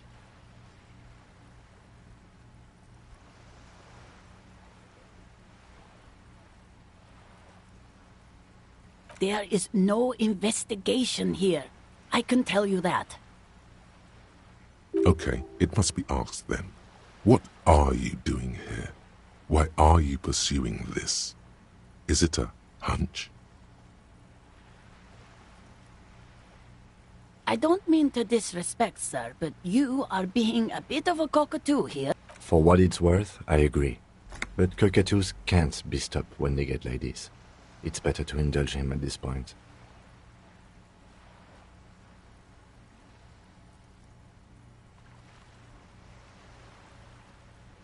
I don't even have a cockatoo. And guess what? It's a trap. Never ever say what. Even if I had, it wouldn't be missing. Great.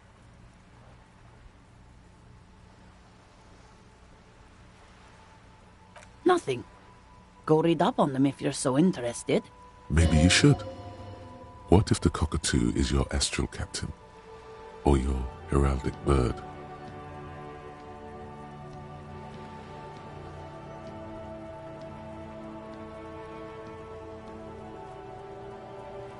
Wonderful. The store is open. Her hands move over the book covers. The tips of her fingers look rough, stained with yellow. It seems like she has spent a lot of time at work, smoking. The woman before you nods.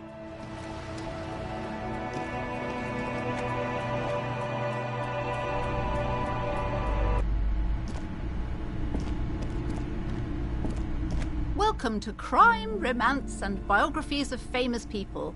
Be welcome, and please take responsibility for the energy you bring into this space. I am the proudest owner of our little shop of culture.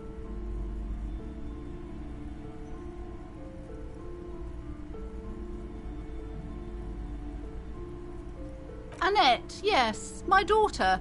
I hope she wasn't slacking off again with her nose in science fiction. Tell me, was she at her post doing her job like a proper girl? Wonderful! Did you talk to her? Great! On a scale of 1 to 10, how compelled were you to buy books after talking with her? My precious, her dedication brings joy to my heart. If you have children, I hope they turn out as great as my Annette.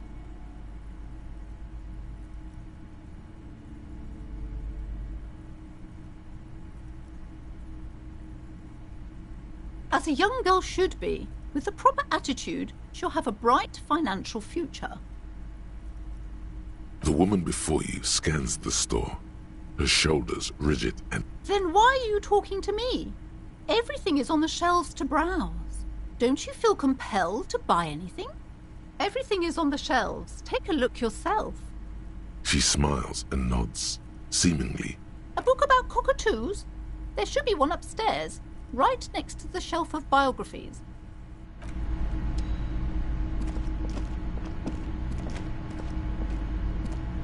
These shelves are overburdened with books from the same series. You see the name Dick Mullen over and over. A couple of spook novels hide amidst all the detective books. Thrilling tales of spycraft and daring-do.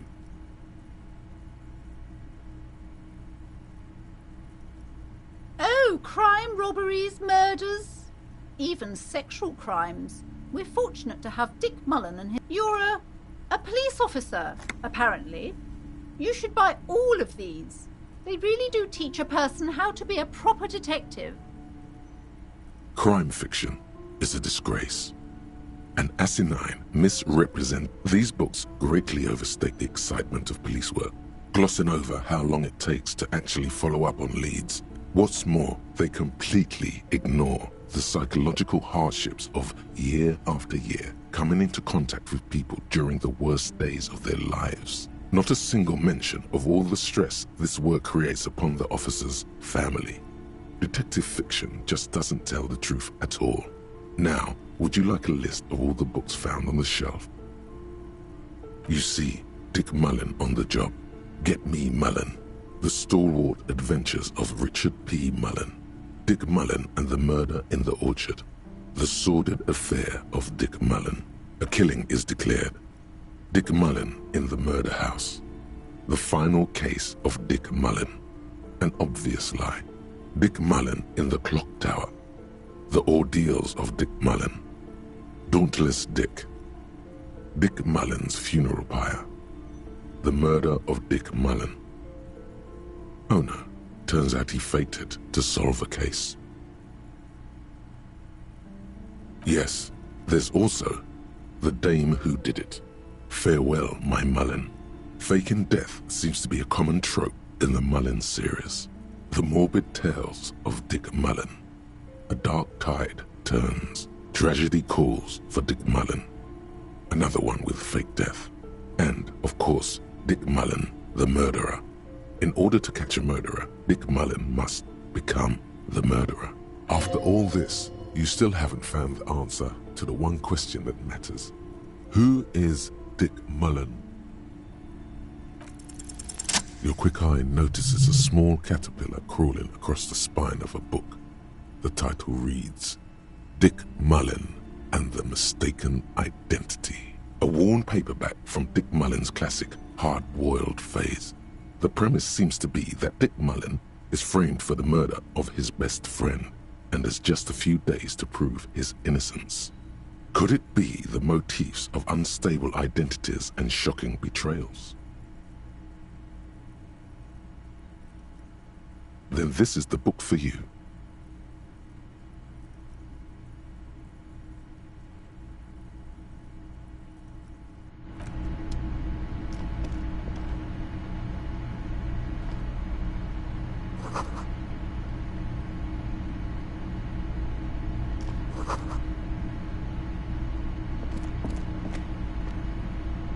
The plaque on the shelf reads, Biographies of Famous People. You see a large variety of names, none of which ring a bell. A A sulfur-crested cockatoo sits on the cover, its beak slightly open. It looks as if turns out that there are so many different cockatoo species. You don't have behavioral problems. That's garbage. It's a must-have if you own a cockatoo. I've heard they're quite capricious.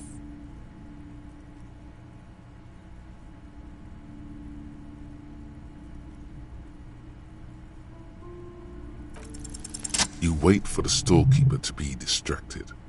When she's not looking, it's quite a challenge. But eventually, the guide to the cockatoos is yours.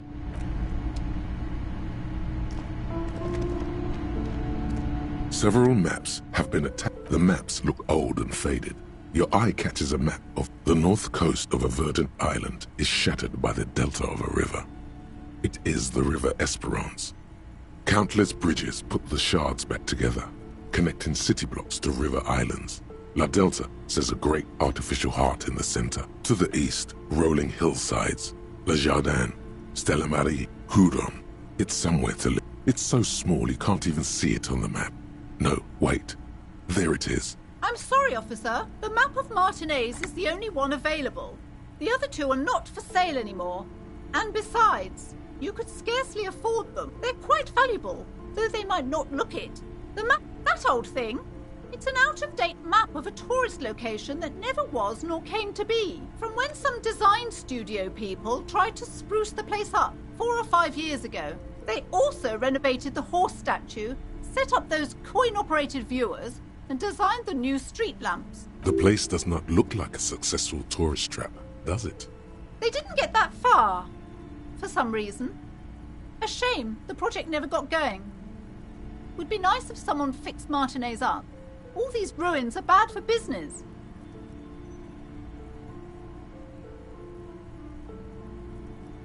Always good to be informed of your surroundings.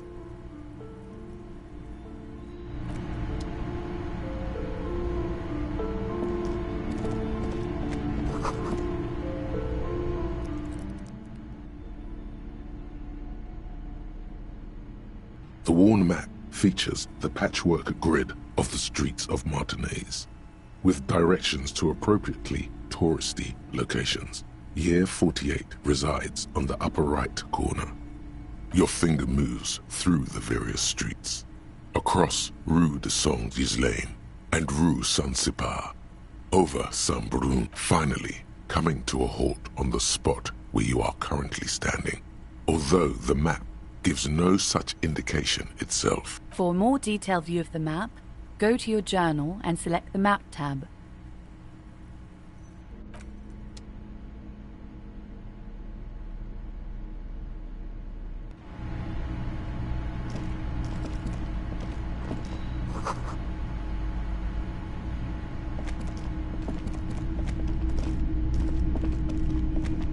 You see a set of tattered curtains blocking the way to another room.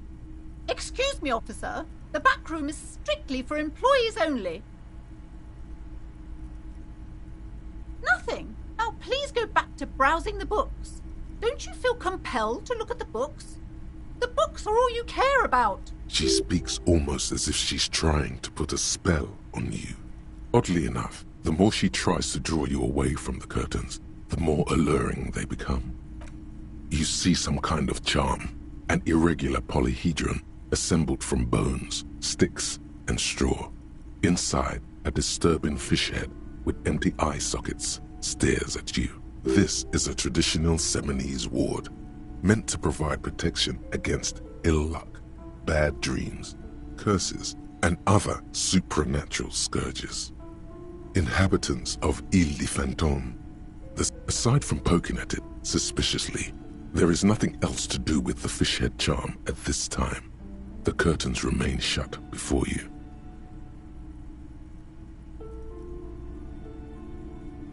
Just as you're about to pull apart the curtains, the petrified... Sir, don't touch that. I told you it's off limits for the customers. Parapsychologically speaking, we're done if you decide to open them. I won't be held responsible for the consequences. It's too dangerous. She looks away, mumbling. Why is everyone always messing with the curtains? Why can't they just buy books like normal people?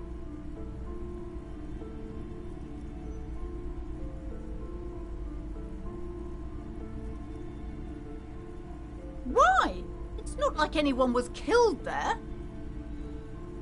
I'm sorry, I don't mean to be so impolite. Just please don't go there. I can't allow that. You'll only make things worse and unleash the powers. The curtains do seem frail suddenly, not robust enough to contain a slippery darkness. You do?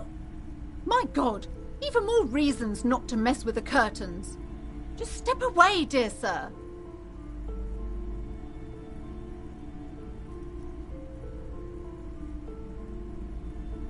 No! Please just talk to me, officer. Come here and let's talk this through before you decide to do anything extreme. Talking is always good. The curtains, tattered with age and covered in dust, hang before you.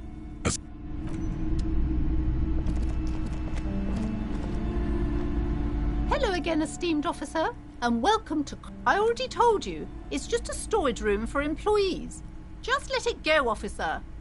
Go back. She's so tense, it's a miracle she hasn't snapped in half yet.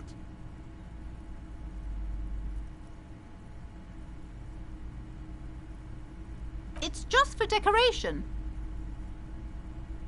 Okay, fine. It's just because this place is cursed, just like everyone said. Are you happy now, officer? Happy that you've ruined everything?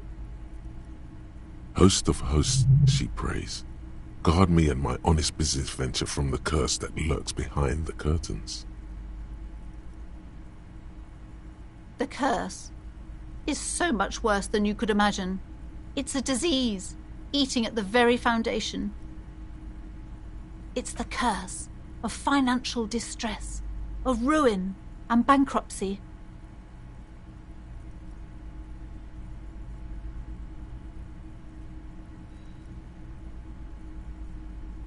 But officer, there's nothing natural about entire companies declaring bankruptcy. I'm talking about cacodemons feeding off bad business practices, and there's something wrong with this building, I can tell you. Ever since I arrived, I've said it's not good to talk about the curse, not in detail. The negativism, it's dangerous. Talking about the void wraith. Wow. Void raves. You have new words. Yes. I've contacted numerous parapsychologists and even a pair of Simonese mediators. They provided me with the ward's help to keep the doom at bay and protect us against the darkness that lies further in the building, even though now I fear it's not enough. Oh, this? No, it's a special Himian amulet, blessed by desert pygmy shamans, with a spell of compulsion. It's to compel people to buy books. There are numerous spells cast throughout the store. I had the books anointed with a different inducement spell, for example. It's guaranteed to boost sales 15%. Desert pygmy shamans. That sounds like a rather questionable way to describe a group of people.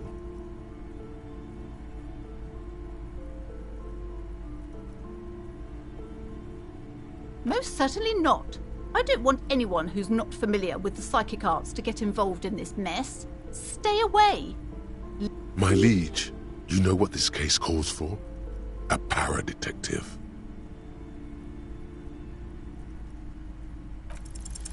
Slither up to her, you silver-tongued fiend. Show her what world-class perfidy looks like. Are you sure? Don't think I haven't seen charlatans before. You're no para-detective. You look nothing like one. And you're clearly a... You look like one. The lieutenant keeps his usual stony calm. He silently picks out his notebook.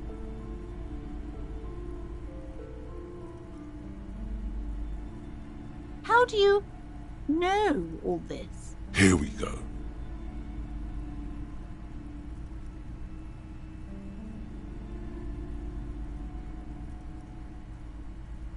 You're part Simonese. Oh, it means our meeting couldn't have been mere chance. But I am not the only one at risk. I have to think of my daughter. You are certain you can help us? Keep us safe? I can't allow any collateral damage to hit us. If you promise, good officer, then you might be our last hope. Do you swear it? Thank you, sir. There's one more thing I haven't told you about yet. The entity. Do not act surprised. You know of these things, sire. You have? The entity takes the form of a woman, a witch probably. I've suspected that she must be connected to the curse ever since I first saw her. Did you know that she lives inside the chimney?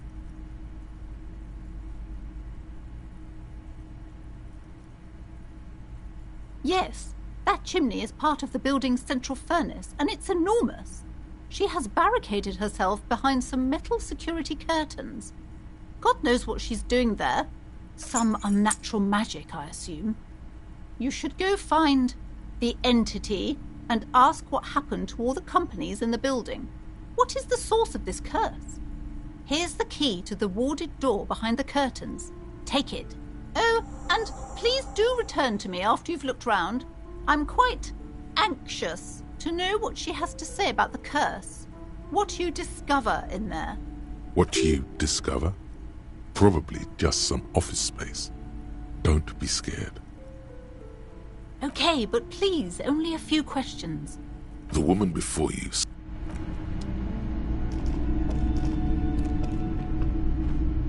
You see a set of tattered curtains blocking the... You see a dimly lit room full of dusty furniture and trash. A doorway stands in the back, covered in dozens of scary little Seminese wards, your shadow looming over. Oh!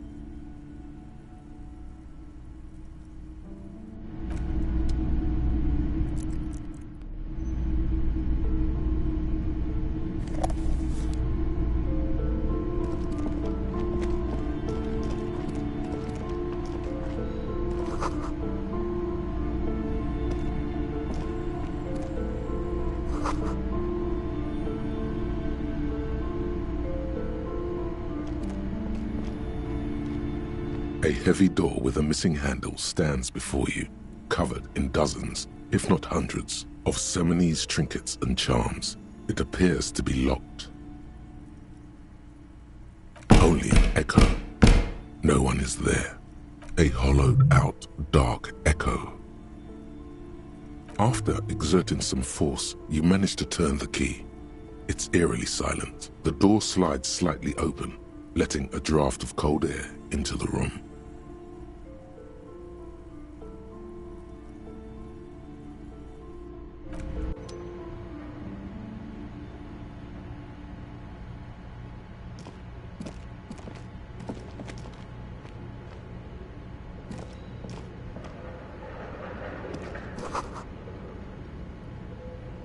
What is this place?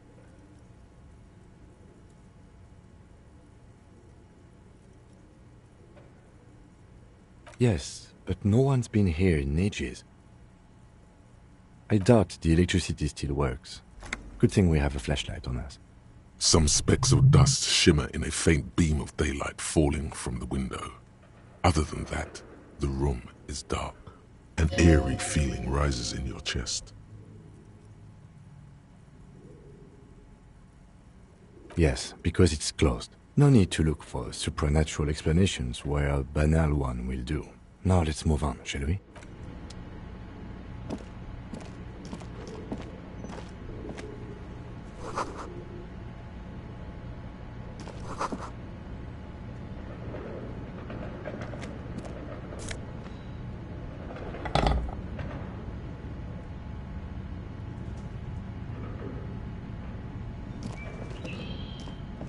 A barbell lies on the floor. The color has worn off its weight plate. It's 60 kilograms. Your triceps hum at the sight of these weights. Show the world what kind of beast it's dealing with. Lift them. There are no collars on the barbell. This is a safety hazard.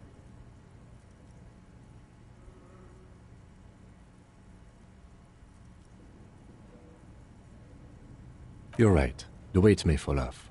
Better not touch it then.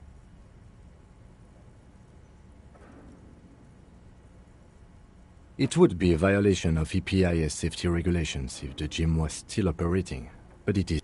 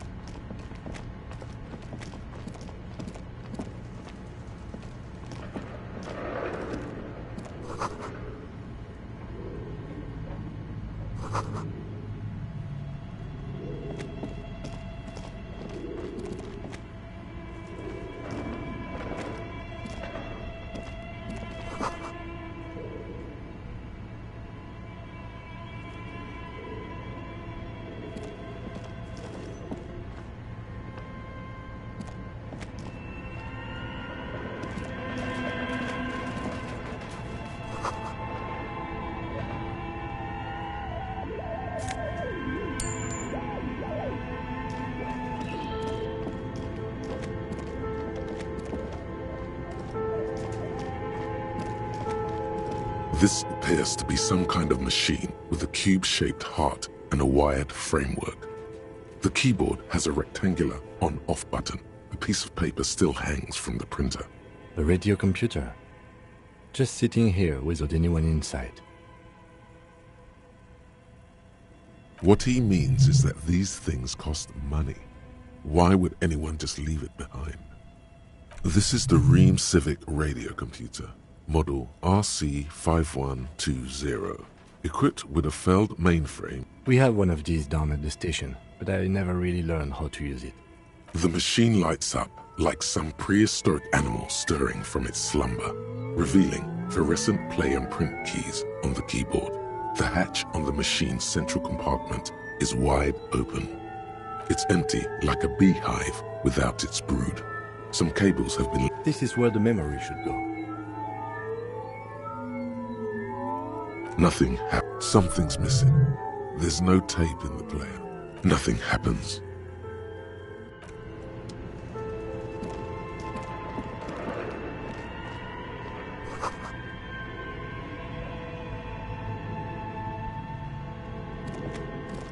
This old fireplace is covered in lines drawn in blue and red marker, the mesh spreading over the stone like blood vessels on alabaster skin. It looks ghostly and strangely ancient. The whole thing resembles Cadran mosaic tiles.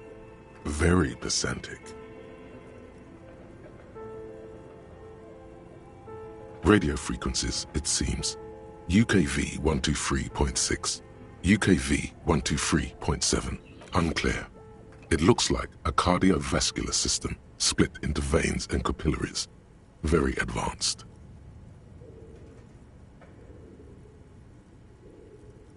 You think so? The web is comprised of radio stations, all lead back to one red heart, titled the Game Master Frequency. A note says, this one can listen in on any station it wants. They must have had massive airwidth.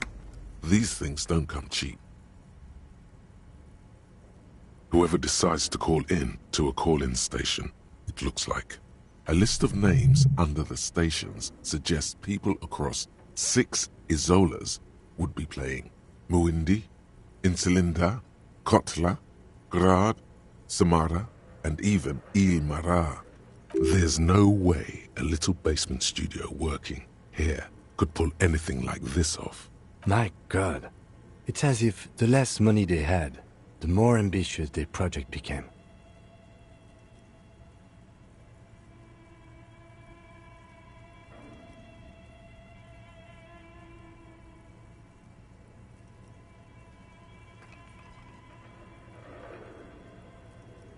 Exactly. This schedule, I know doom when I see it. The company was running out of funding.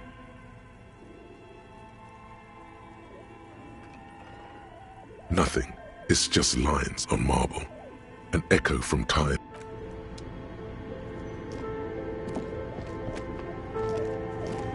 Your flashlight slides over an old green chalkboard covered in scribbles, sketches, and schemes, like some ancient cave mural.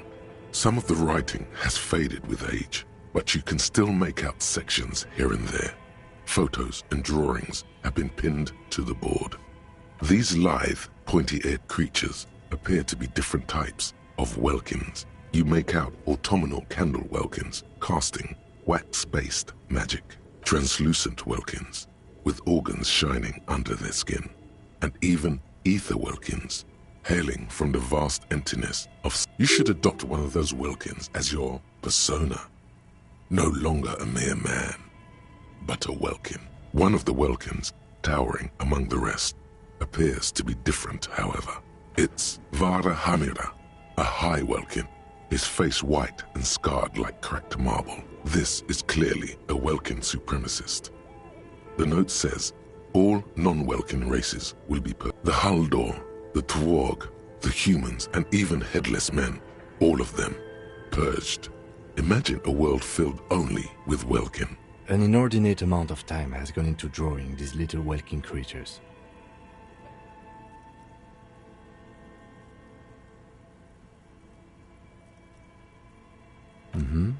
Political commentary. That one has a great beard, too.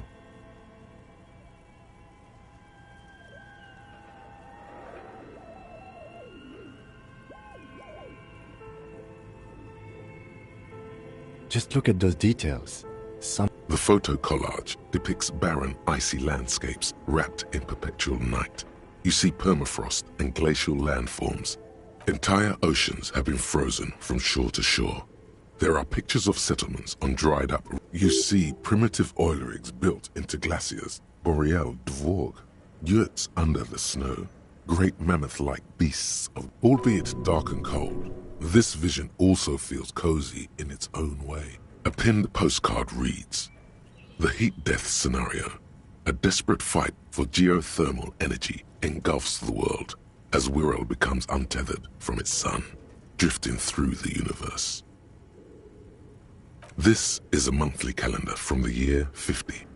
Cryptic words like sprint, daily minimi, and GPI span the marker-drawn grid, the grand scheme of production and money. It looks a bit like an academic calendar, only much more brutal. Minimi stands for a mini-meeting. It's part of a bigger framework for managing work called RUN. Station 41 tried to implement it a few years ago, but failed. As time goes on, the numbers in the boxes grow rarer and rarer. The board A note in the bottom left corner of the chalkboard says, "See the prod schedule filament for details." The handwriting is only partly legible, but you can still make out 3 slogans: "Call in, tune out," "Wirral untethered," and "Heat death of the universe." The full text reads, "Heat death of the universe is the new black." Another note says, "The biggest advancement in role-playing systems since the 30s.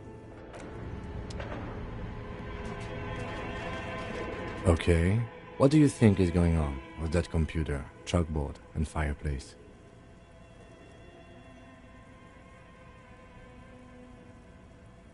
Yes, that is the question. Like he's ready to lay out a fine theory. It looks like one of those popular pen and paper role-playing games, only these people were trying to automate it, make it work on radio computers.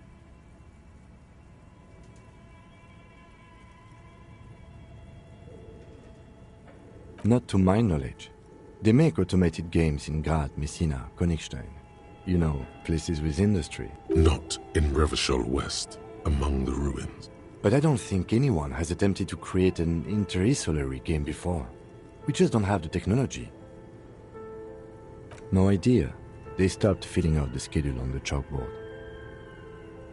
Through call-in stations, none of the players have to be physically present. Anyone in the world can participate in the game, as long as they have a two-way radio. Then there's the game master frequency that listens in on the smaller call-in stations. I think that was supposed to coordinate the stories, functioning as a master of ceremonies of sorts. Coordinating so many games would take a whole switchboard of people, possibly divided into sub-frequencies. Indeed, those Welkins are a dead giveaway. Role-playing people love that stuff. The world looks like a modified version of the WeWorld board game, with heat death thrown. Super cool. Someone should give them millions of real, immediately. This game is too good to be left unfinished. Indeed, it's ambitious and untethered from reality, but...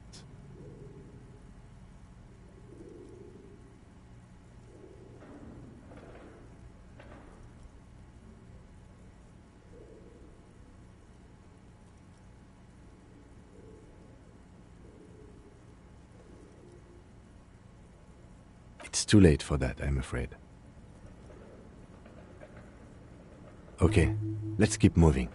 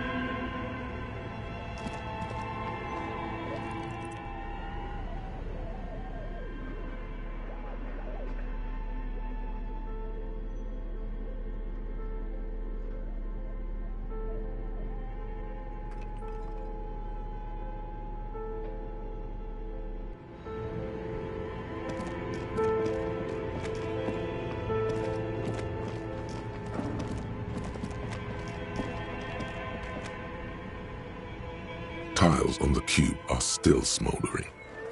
Like a smooth draw, the filament slides into place. On the keyboard, the play key starts blinking. A bar of fabric right above the keyboard starts producing a soft hum. The sound of static. The static gets louder, slowly filling up the abandoned. Good morning. Fortress accident en rue de Saint-Ghislaine. This is East Insulindian Repeater Station 1. Please repeat. Is this the production schedule?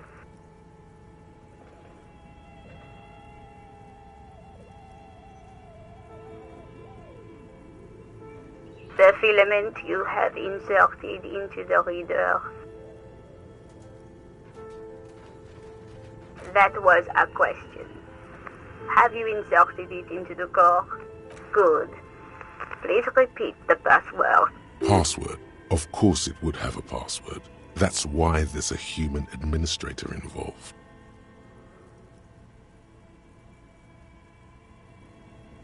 Received. I will register this login attempt. Don't worry. Passwords have a way of turning up sooner or later. Fortress accident.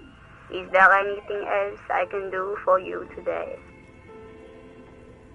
Fortress Accident is the company on whose name the terminal you are currently using has been... One moment. Fortress Accident SCA produces revolutionary interactive call-in radio games. That's not bad.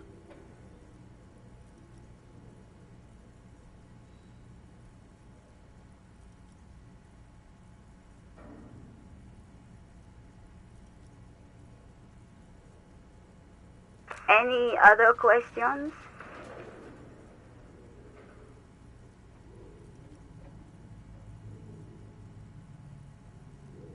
Thank you. Tiles on the cube are still smoldering, casting the framework.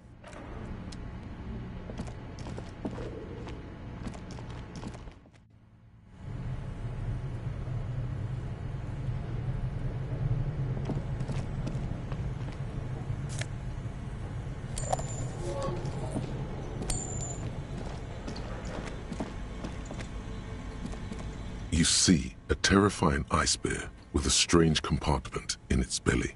The door is covered in frost, and the bear's eyes are glowing red. The bear looks oddly realistic. Is it taxidermy? The lieutenant doesn't answer. His eyes are glued to the animal. A sharp slice of light shines out from its mist. A gust of freezing cold air rushes to greet you. You hear a low grumble as the bear regulates itself. This is the inside of a refrigerator. The lieutenant takes a peek inside. His hand has found the holster of his gun. The shelves are empty. All you see are crumpled ice cream wrappers with the brand name, Revachol Ice City. A handwritten note has been attached to the door. The fridge is huge. You pocket the note and the little fridge magnets keeping it on the door.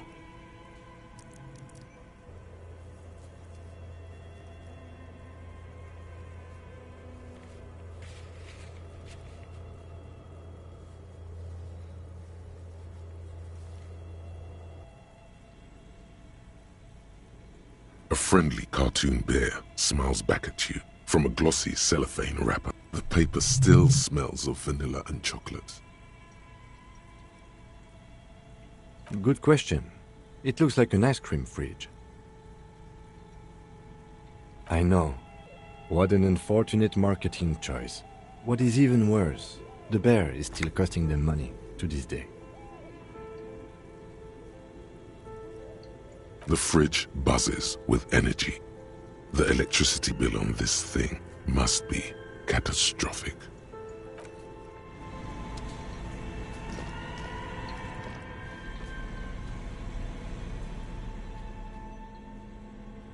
The note is written with a blue pencil on a piece of lined office paper. Does it say anything interesting? This is tangential at best, but the lieutenant's detective instinct is still active. Someone has scribbled, S. I can't believe the off-site copy is still here. The illiterate ginger kid keeps stealing stuff from the studio, so I had to hide it somewhere safe.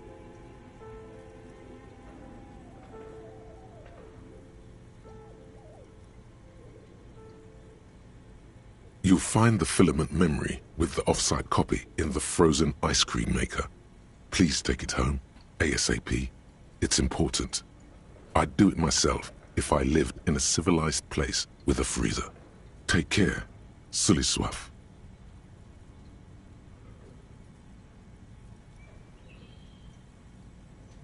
Really?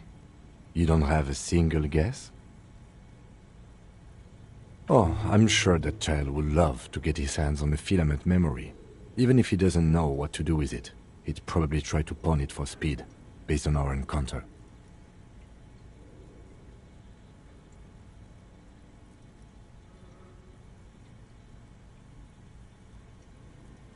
I don't know. I assume it's somewhere close to the Ice Bear fridge. Looks like someone from that radio game company upstairs. I'm a little surprised they just left their property lying here.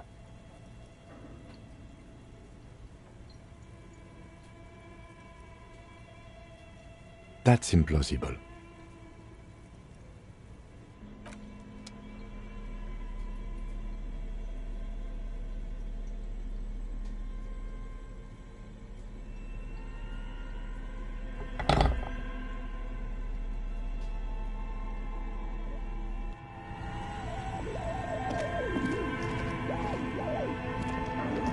A thick layer of coal dust covers the furnace, coloring it pitch black. It's dark and grimy here. In the darkness you can hear chatter. It's coming from above. A voice or several. The echo is so prominent, it's impossible to discern what the voices are saying or what. What are you doing?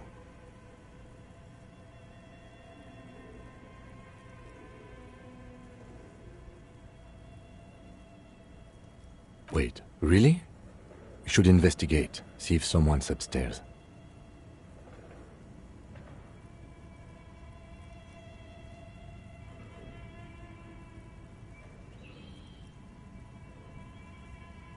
You're right. The rooms do look like they're connected. But malignant entities don't exist. At least not the... Always has to be the skeptic, this man.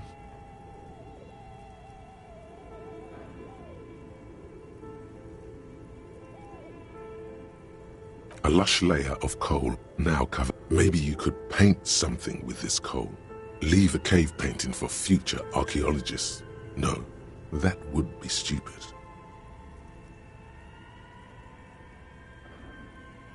A hollow ring echoes through the furnace. Your toe hurts.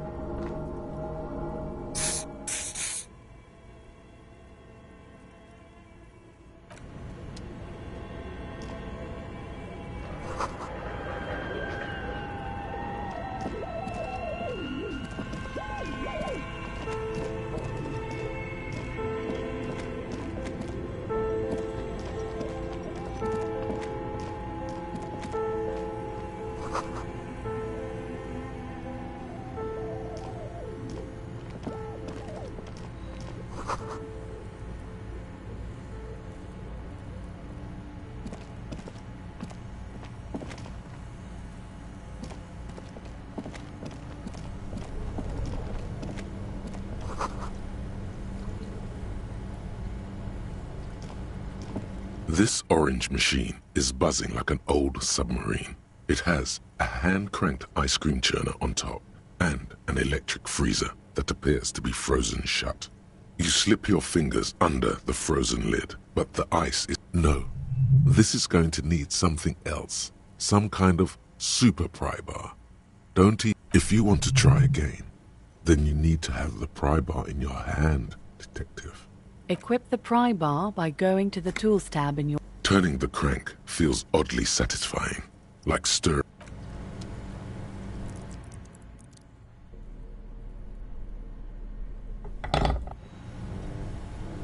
This orange machine is buzzing like an old submarine.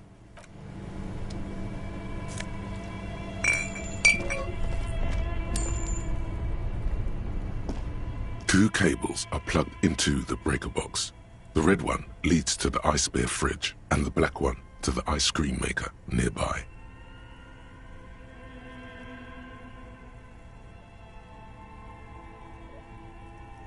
An electric sizzle. The room is slightly quieter now. Something close to you dies with a soft electric purr. Why did you do that?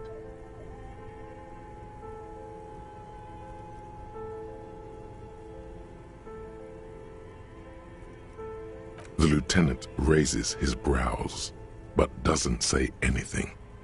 The electric distribution board now has one...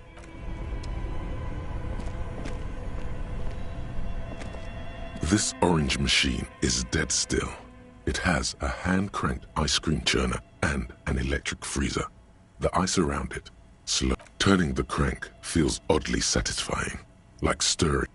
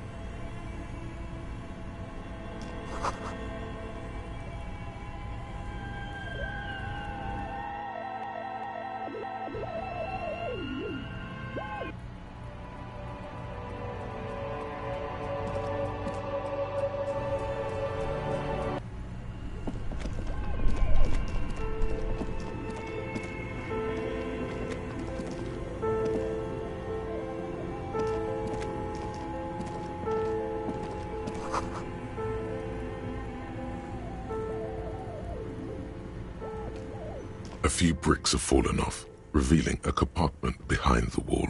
It's too dark to see in. There is, yes. And there also appears to be something inside the hole. Interesting.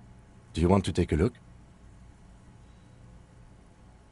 Your hand reaches deep into darkness and spiderwebs. Rummaging around, you find rusty rifles hidden away. Are these any good?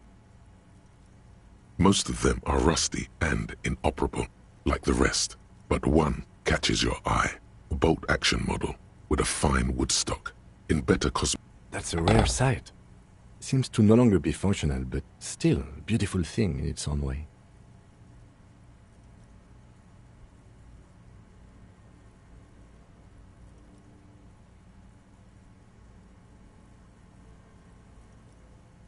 It means there are firearms, albeit inoperable, still lying around in Martinez. It's an interesting coincidence, I would say. Might come in useful in the future. Seems like an old bunker from the revolutionary period. Look at all those rifles. Must be an old weapons cache.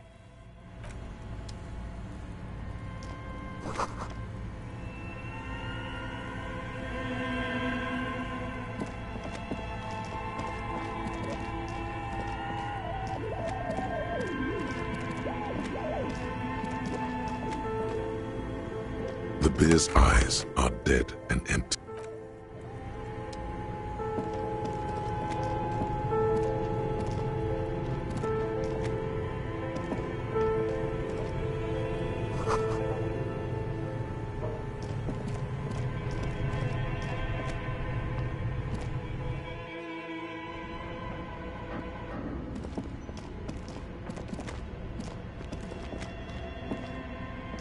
Your flashlights, some of the writing has faded with age.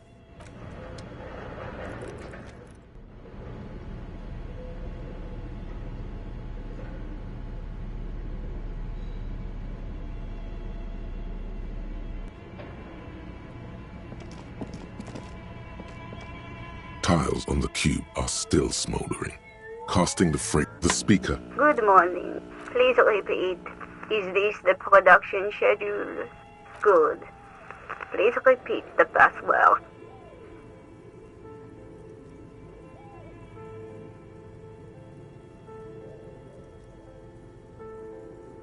No.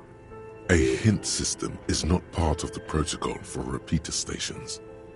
I am contractually obliged to protect the privacy of the filament holder for stress accident. I'm afraid we are not doing that, unless we want to wait for a month. Now, can you please repeat the password?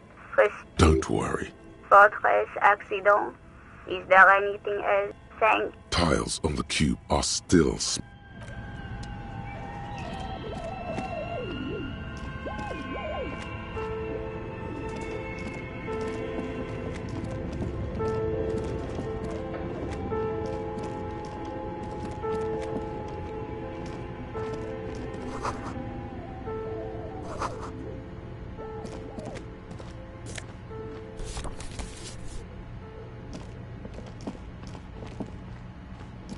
An iron safety curtain curves before your eyes, folded like a bed. This must be where the entity lives. This is directly above the central furnace in the cellar. The voices probably came from here. What an odd thing to do. Nothing happens. Still nothing. No one's home. Those curtains prove to be surprisingly sturdy. Your fist hurts now. There must be another way to wake up whoever is in there. Maybe we can try yelling into the furnace downstairs?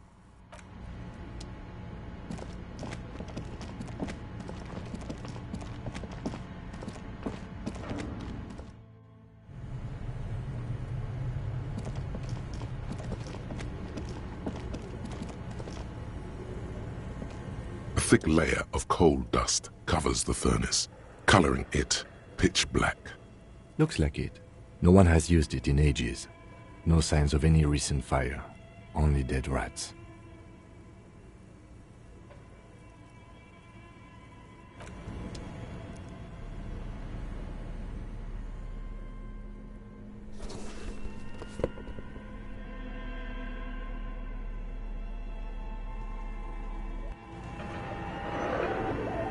A thick layer of coal dust covers the furnace, coloring it pitch black. You muster all your strength and yell. Your dehydrated, hungover throat. The chatter from the chimney continues on as before. You seem to have Then again, maybe it's worth actually trying something up there. Maybe you should let your voice rest, officer. Try again later.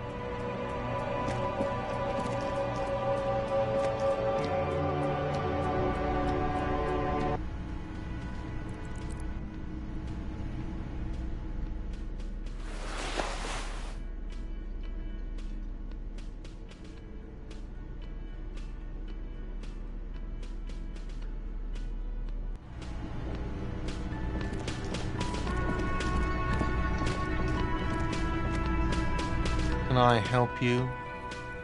Got the 20 real? Good. You got the room for the night, but remember, you'll need another 20 real tomorrow.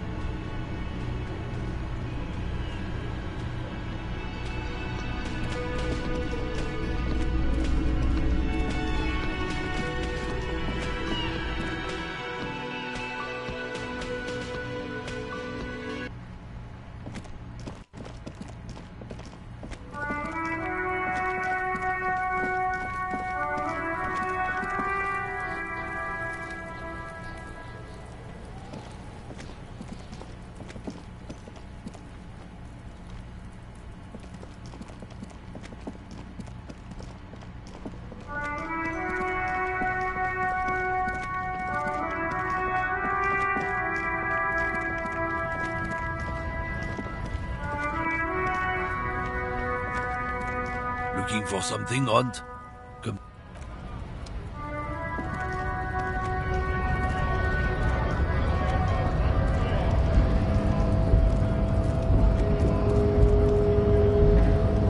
So, how'd you like our harbor?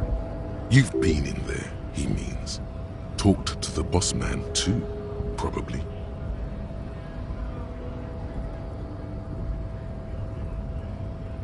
It's but a rest area on the path leading across open plains. Right. You talk to the boss, eye to eye, like men of the plain. If you have any more questions, I'm set to talk. A key, huh? What door is this key supposed to open?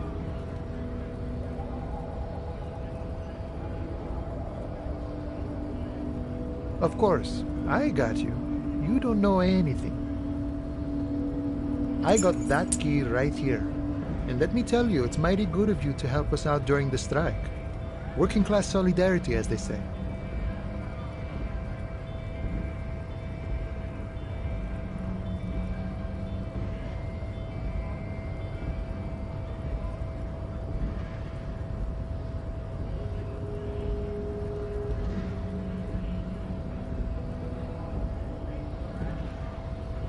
I knew this man was a commie. And it's a good thing you're doing too. Thanks. What you're looking for is a basement door behind the greenhouse. That's behind the whirling in rags. That's all I know. Our organization is what you call compartmentalized. Okay, but where did you get the key from? The janitor gave it to me. Nice fella. We talked about life and things that really, truly matter. None of this mess we're in. This jiving and juggling. What's it for? To feed our children, I guess.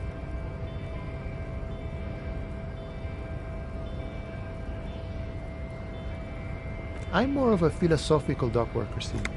I like to talk about the big picture stuff. Who I am, who you are. He means he's not going to tell you cause he doesn't know.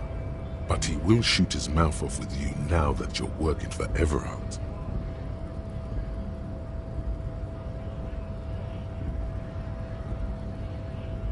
The mercenary, eh? Who could have killed him? That's indeed the question. Why even do such a thing?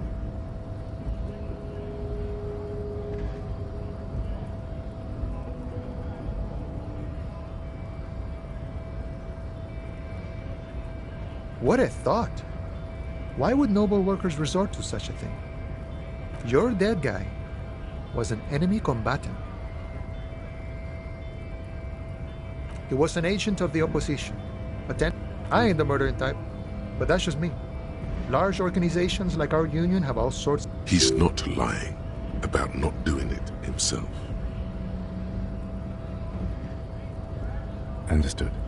This has been of limited use. No problem. I wish the best to you in your search. Sure, I'm glad it's not my search. Los Ardis? They're an independent militant group. They're sort of like you. Preserve the rule of law and all that. Except it's Everard's law. But really, they're just like you.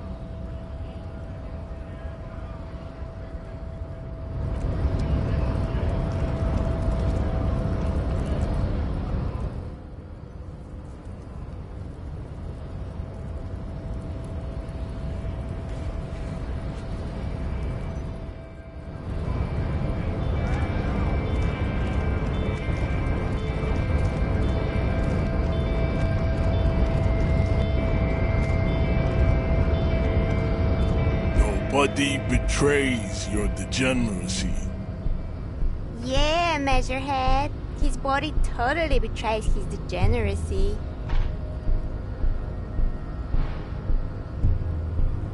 That is precisely the negligence that has led you to succumb to Al Ghul. You reek of it. An invisible sword of Al Ghul emerges from your throat. You cannot see it, but others can. It is making the woman in my company sick.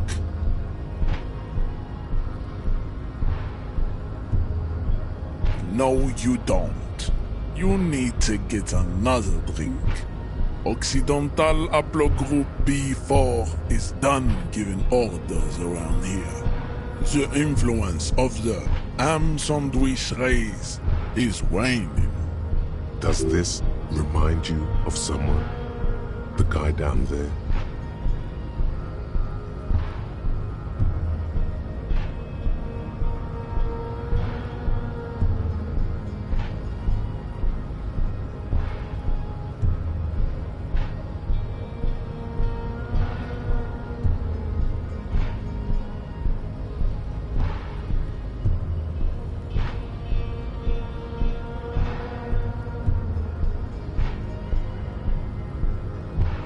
Begging for help, attempting to pass fear for cooperation.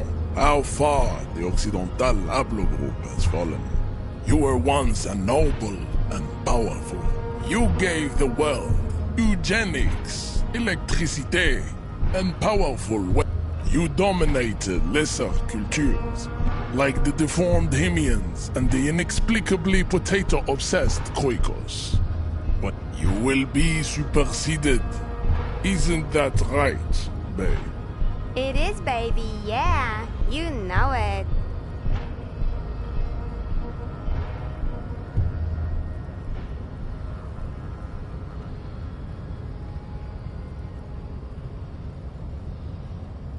Enough with this begging. You bring your troops to the Seminine Islands and to Boogie Street. The walls will be lined with bottle. You could internalize Measurehead's race theory. It would enrich you rhetorically. The best idea.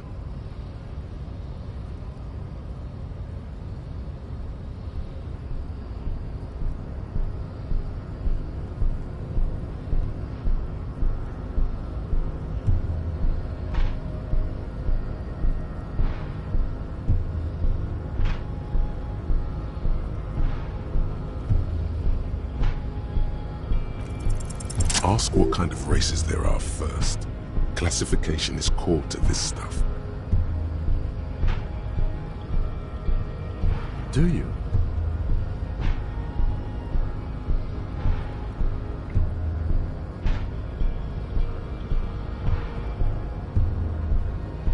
There are 3 categories of race.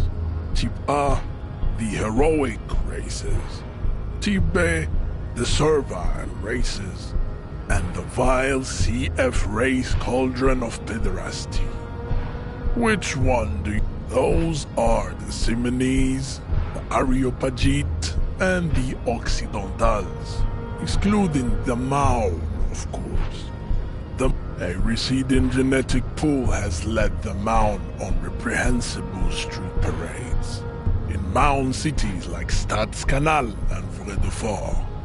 The Vespertines and Messinians, the other large mondials, overproduction of sea As proven by the mound and the mask, Occidental Type A is in retrograde. The Areopagites are sleek, long-headed. The latter is perfected. Type B are the unheroic race. The Koikos of Grad, Yugo, Zhimsk, Shest et al. Are what you would call white officer in a suspect description. Yes, pinkness is the Koiko. Wouldn't he be one for ethnostates?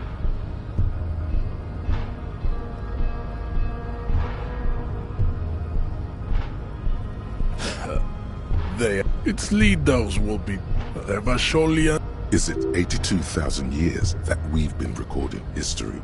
You have very little idea of what is happening, but that seems a little off.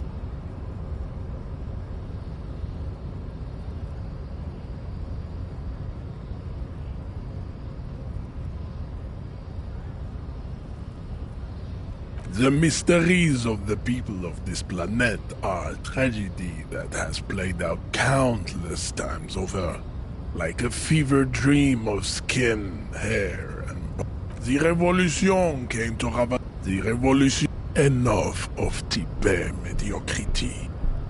Types CF are a museum of failed lesser races. The mesquite. It seems unlikely that two human beings produce genetically sterile offspring. Then there is the Simino Koiki Chimera. Are you sure you wish to know of the Simino Koiki Chimera? It is not an aesthetic site. The Koiko, as you know, are very servile, especially when they meet this with but enough. It is cruel to entertain. You understand nothing. To solve the great race enigma, you have to first ask yourself, what is the race enigma? You have not even worded the mystery, let alone solved it. You need to internalize what you have heard here today, then return to me. This clarity does not come instantly. I cannot possibly imagine what else we have to discuss, Tibere Vasholian.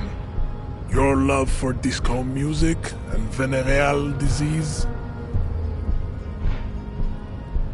Racists are generally not very good examples of their Welcome to Revachol.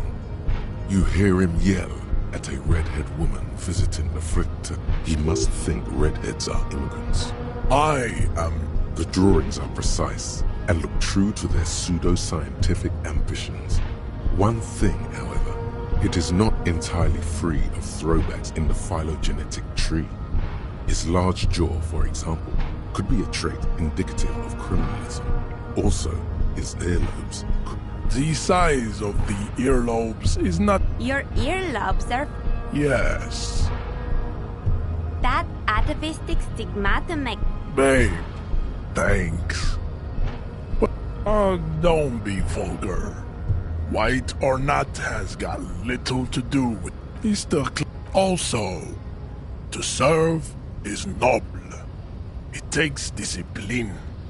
He looks toward the harbor. So it was. You surmounted the harbor. You're so... There's a but. But, while I am gone, someone must stand guard on the bridge. That someone needs to be you. Both of you.